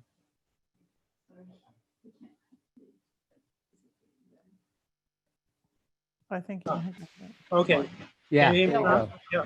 Okay, just one short last thing that you just to connect to what we spoke about just a minute ago. Then I understand it like to be open in your psychic being, like you spoke of, is a prerequisite to let forward spirit in yourself. Yes. Yes. Yes. Okay. Unless that part of you has gained some authority over your life, then you're going to be overtaken by the psychological structures, which will be some good, some bad. And so we'll have but the good and the bad of our human psychology is always varying with the moon cycles and with the time of years, a phase of life. But in the psychic, it's a stable intelligence that doesn't change with the variabilities of the moods and the cycles of life. And that is what's needed to transmute the structure of the human ego. Okay. Thank you. Yeah. Very good. All right, Peter. Thank you. Next up is Himanja. Yumanji. Hi, how are you? Namaste. Hi. Welcome. Now Namaste. say your name. Yes. Speak your name. Yemanya. Yemanya. Okay, Yes. thank you. Yemanya. Hi. Pretty. Thank you. It's really a challenge for me to speak, but that's also what I need to do. I feel Good like for you. because the talk today, there are so many connections with where I am, but it feels like I'm being burned alive now. Because it's a challenge to speak my truth and to speak, but yeah, so I know that this is important for me because it hits everything that is difficult for me. So my awakening process has been, I learned through your teachings, through the experiential path, and the things that I meet are my fear of rejection, fear of abandonment. Those are basically the main topics. So first I went through several romantic heartbreaks that also brought me in the end very closely to myself. After that, it was basically a showing in the breakup with my friends. So like breaking up with all my friendships. So this topic today really touches me as well, because it's about relationships, and also because the last breakup that I had from romantic love is with someone I met during a Gita study. So it was on the ground of the Gita. So it was really different, of course, and it was beautiful. It's also still difficult sometimes.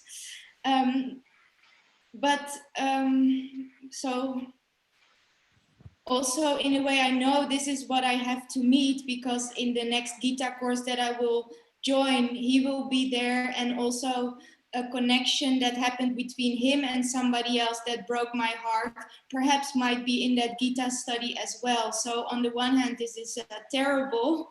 And on the other hand, I feel like, yeah, I know that that's what I just need to meet.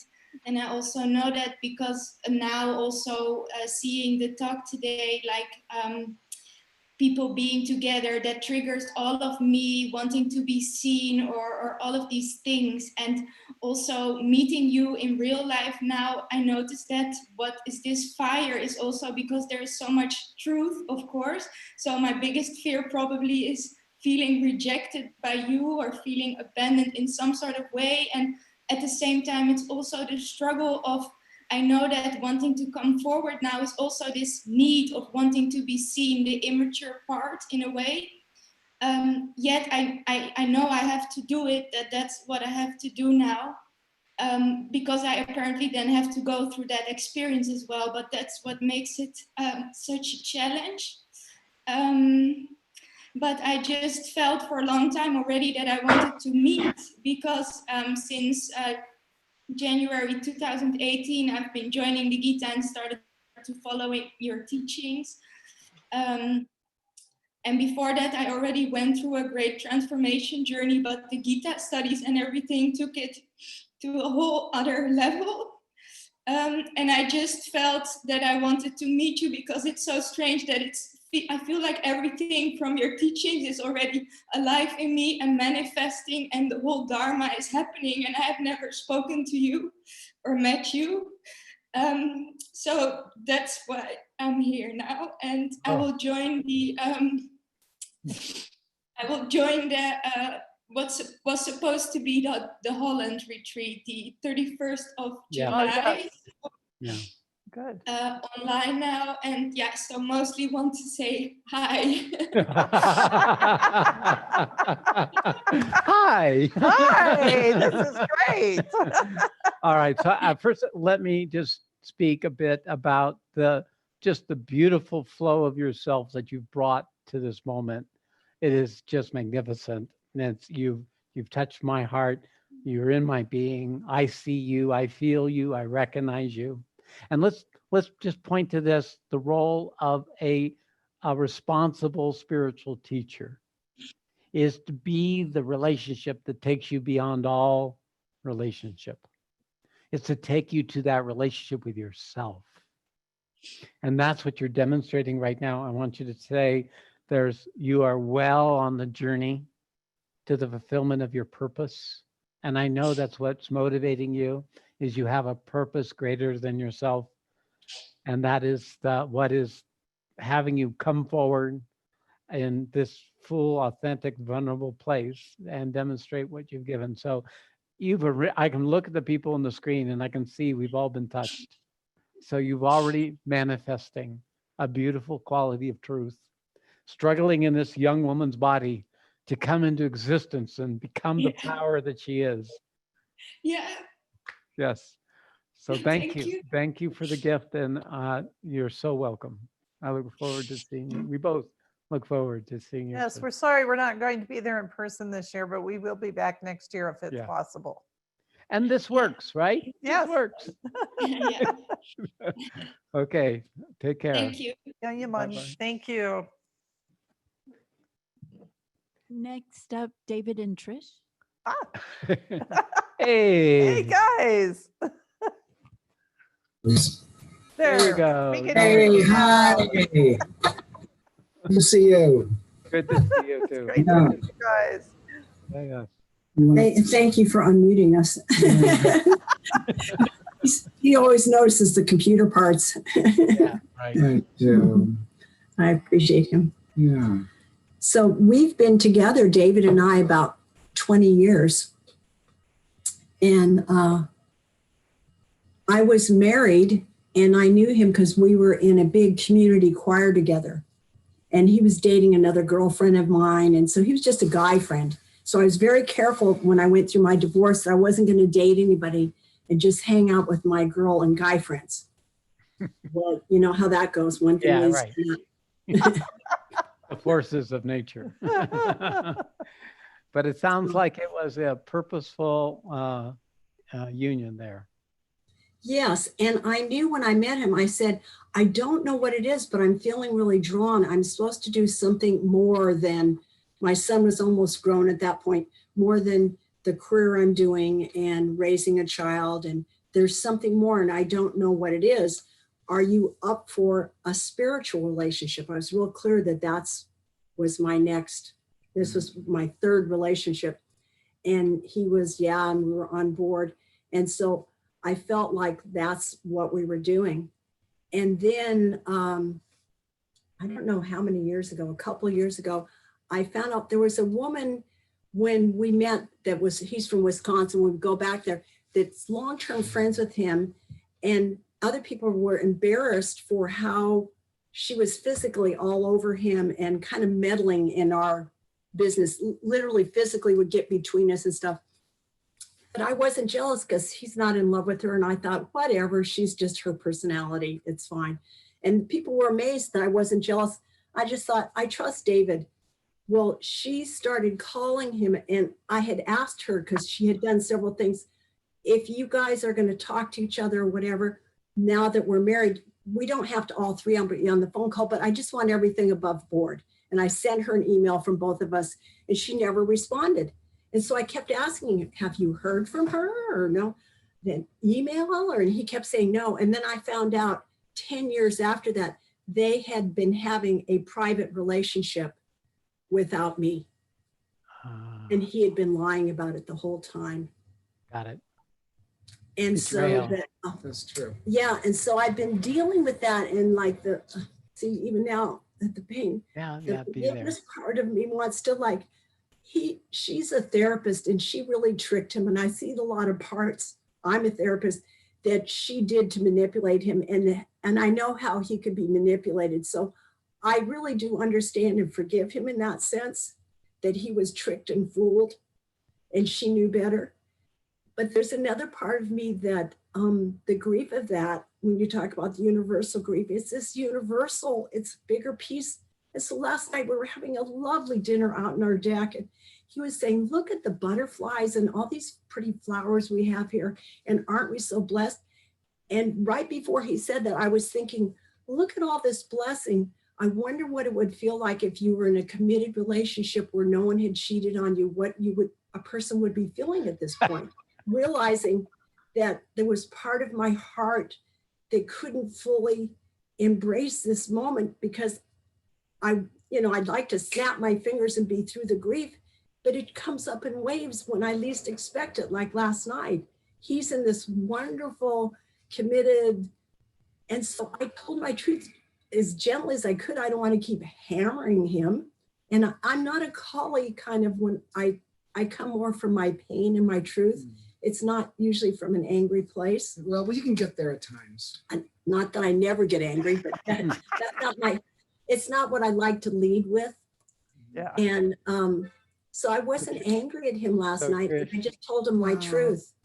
And I saw how hurt he was. And I recognized what you were saying, Satsang, is when he felt the pain, if I was feeling, I wasn't like glad he's feeling the pain, but there were part of me that felt like, wow, now we're equal. He never got how hurt I was. That really hurt him when I told him what I was thinking. And there was part of me that was almost glad he was hurt. And I thought, oh my God, what a vindictive, I felt really embarrassed with myself that I felt that. Then there was another part of me that I Go ahead. felt glad that he knew my truth. Like for the first time, he was got it. feeling. He got pain. it. He got it. On a physical body level. Yeah. And it was more that. And then I realized, okay, I don't need to feel embarrassed about this. It was he, for the first time, because we've been dealing, I found out this several years ago that 10 years of our marriage, he'd been, and I saw some of the emails, bitching and moaning, and same with the projection of his mother smothered him, so that if I have any opinion about anything, I'm the smothering, you know. Yeah, female you're the mother. archetype. Yeah. And so I brought that out. I know that, and we both discussed it, and that was out in the open. But he was doing all this stuff, and she kept encouraging him to leave, and he was thinking about leaving me for 10 years, and I didn't know it. Trish, I'm sorry, but we're going to have to reduce this, because I think we really want to address that the foundational structure that you're beginning to meet is shame and betrayal.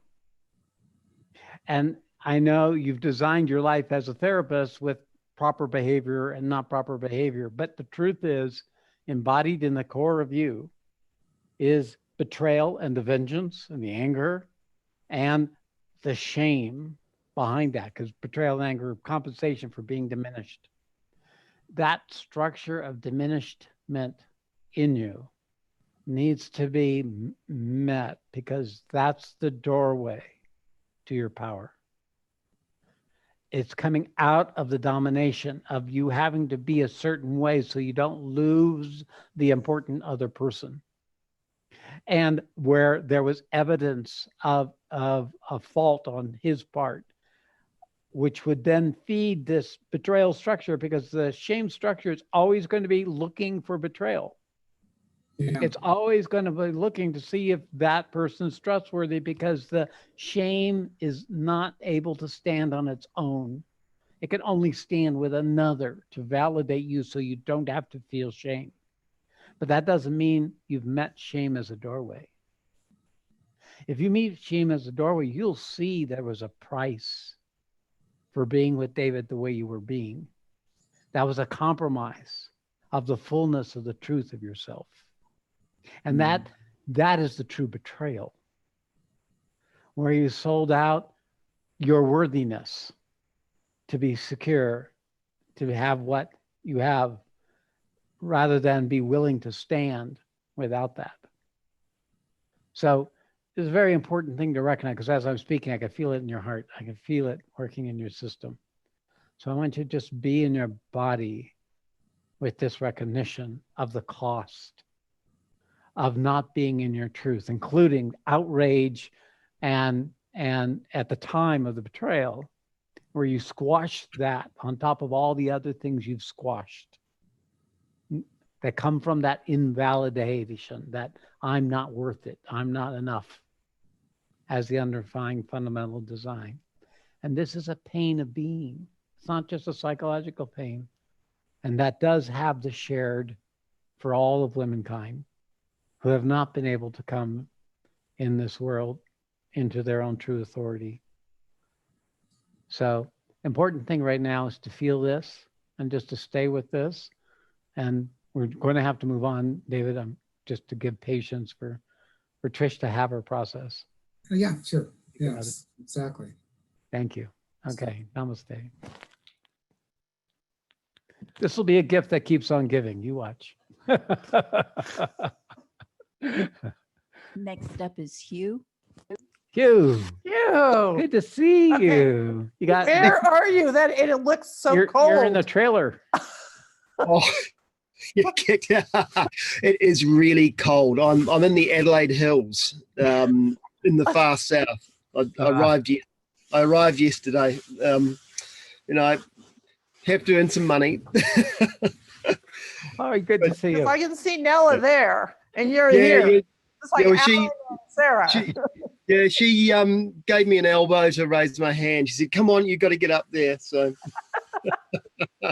good to see you. Yeah, good to see. It really is good to see you guys. I've no idea what I'm going to say. There's lot of activation in the sort of lower heart, upper belly, and so much I could say. What has been coming up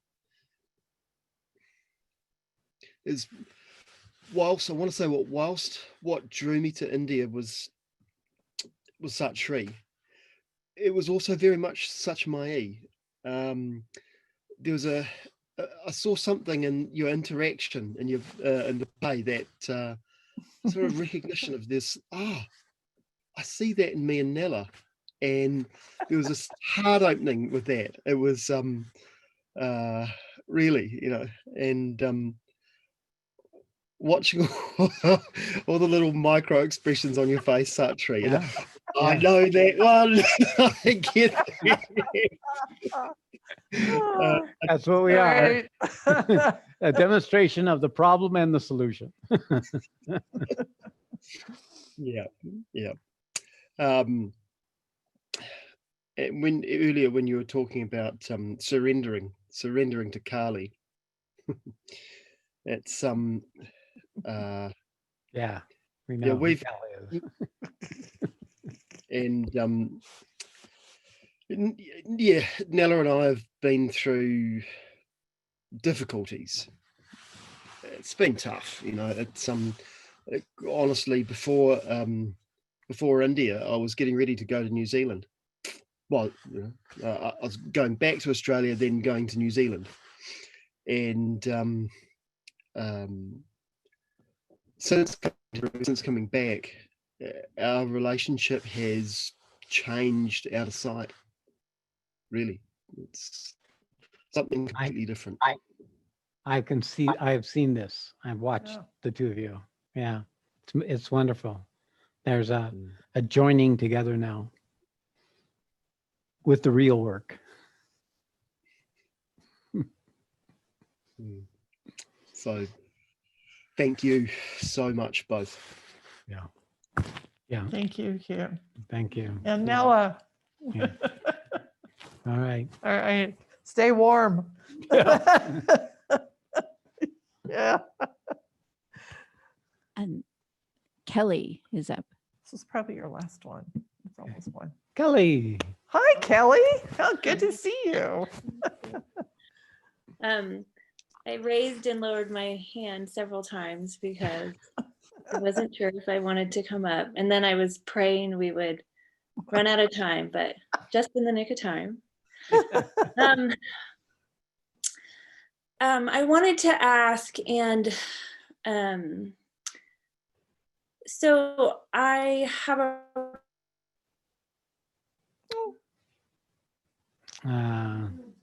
It froze. Oh, we can't. I don't know if you can hear me, but your video froze. Is it our end? No. Oh, here she's back. We weren't able to see you for about 5 seconds. You froze. Yeah. Okay, I'll try to get it out fast because it says my internet is unstable, so I'll be quick. Good. Okay.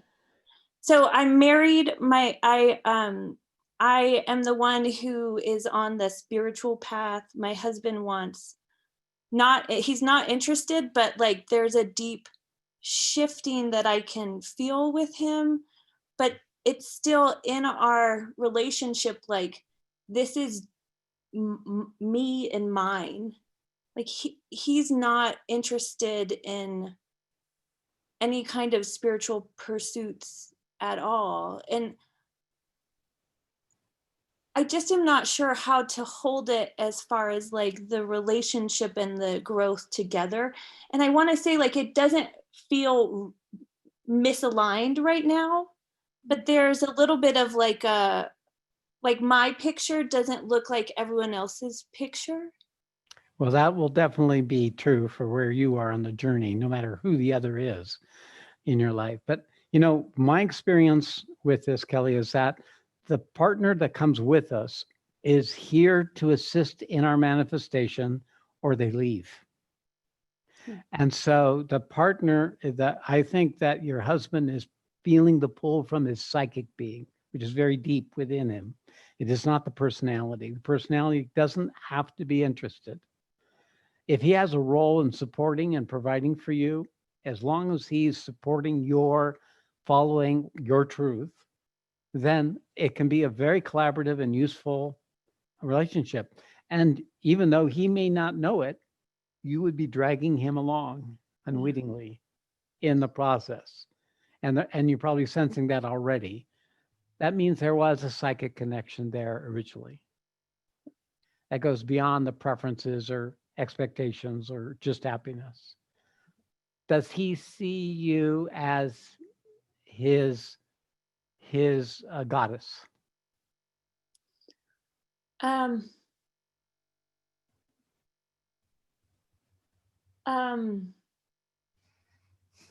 think that I would say that he does, but he would never say that. You would never admit to it. Okay, so you're the one who knows. You will know. He's not where he could know that. So if you recognize his loyalty to you and his pull to you as the goddess, then you know it's there. So there is no problem. And it's okay to have separation for a period of time because you can coexist with differences. What's the problem? It might get an issue for him at some point, and we'll just see how that unfolds. But let him make any decisions in that area. You follow your truth, and he'll go as far as how long as he can. And even so, he may be able to stick with the process like Satsang went through, where he's dragged through his resistance to his own awakening. Yeah. Okay. Good. Got some info. All right, Kelly. Thank you, Kelly. Go fight. Go forward. All right. So there we are. We've given you the gist of what we have been speaking of. Of course, now it's to bring it into your lives. Make that real for yourself. This recording, of course, is useful. It's useful to always go back and listen to if you came forward to listen to yourself when it came forward, to let it sink in, but also to keep in a remembrance of the vibrational field that we were speaking from, and to be able to connect that in yourself again, so that in your current relationship with your life, you can begin to feel what's going on in you in that relationship in a new way, as an opportunity, as a doorway. Because any person in your life can be that opportunity to come into the right relationship with existence. That's next for you. And where to look? You look at that which you're resisting. If you really want to see and make progress, who are the people you don't want to be with? Who are the people you're reacting to? Who are the people that plug into you? Maybe they're not living with you, but you probably are the ones they're living with, but there may be other people who are in the structure of your life that will let you see what you're not yet able to be with. Because ultimately, when truth manifests, the quality of love is unconditional. That means it feels connected to everything. It feels no separation from anything. The fulfillment of the truth of relationship is to know that you are the source of all relationship, and that all relationship is within you. And anything in you that you've not been able to meet yet will be revealed if it's still hidden. Then learning to include that and to recognize your own responsibility for the way you're reacting rather than projecting it outward. That's true in your relationship with me. That's true with your relationship with Satsang. That's true with the relationship with your roommates. That's true with the relationship with everybody else on the planet. All right. So that said, let's just take some time in silence together. Let's do 5 minutes, and then we will see you again soon, I hope. Some of you tomorrow. Some of you tomorrow. We're not going to let any of the over 40s come forward, though. That's so you can come on, but Yeah, you're going to have to just witness. youth will be in the front. Yeah, we're gonna empower the young people. Okay, here we go. Let us come into inward, come into your body. Be aware of your breath. Breathe. Notice what's going on. Feel inside the energy, the sensation, the fire, the current of your own being.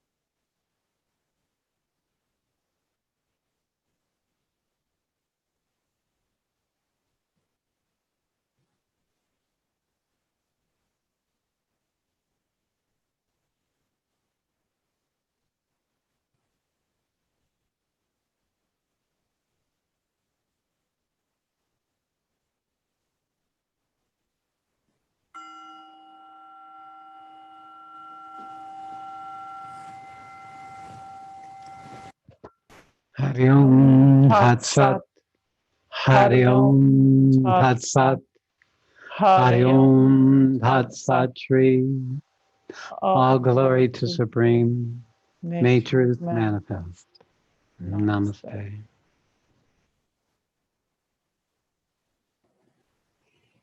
And thank you for joining us. And we'll see you again soon. For those of you who are in the 4-day, we'll see you next Thursday.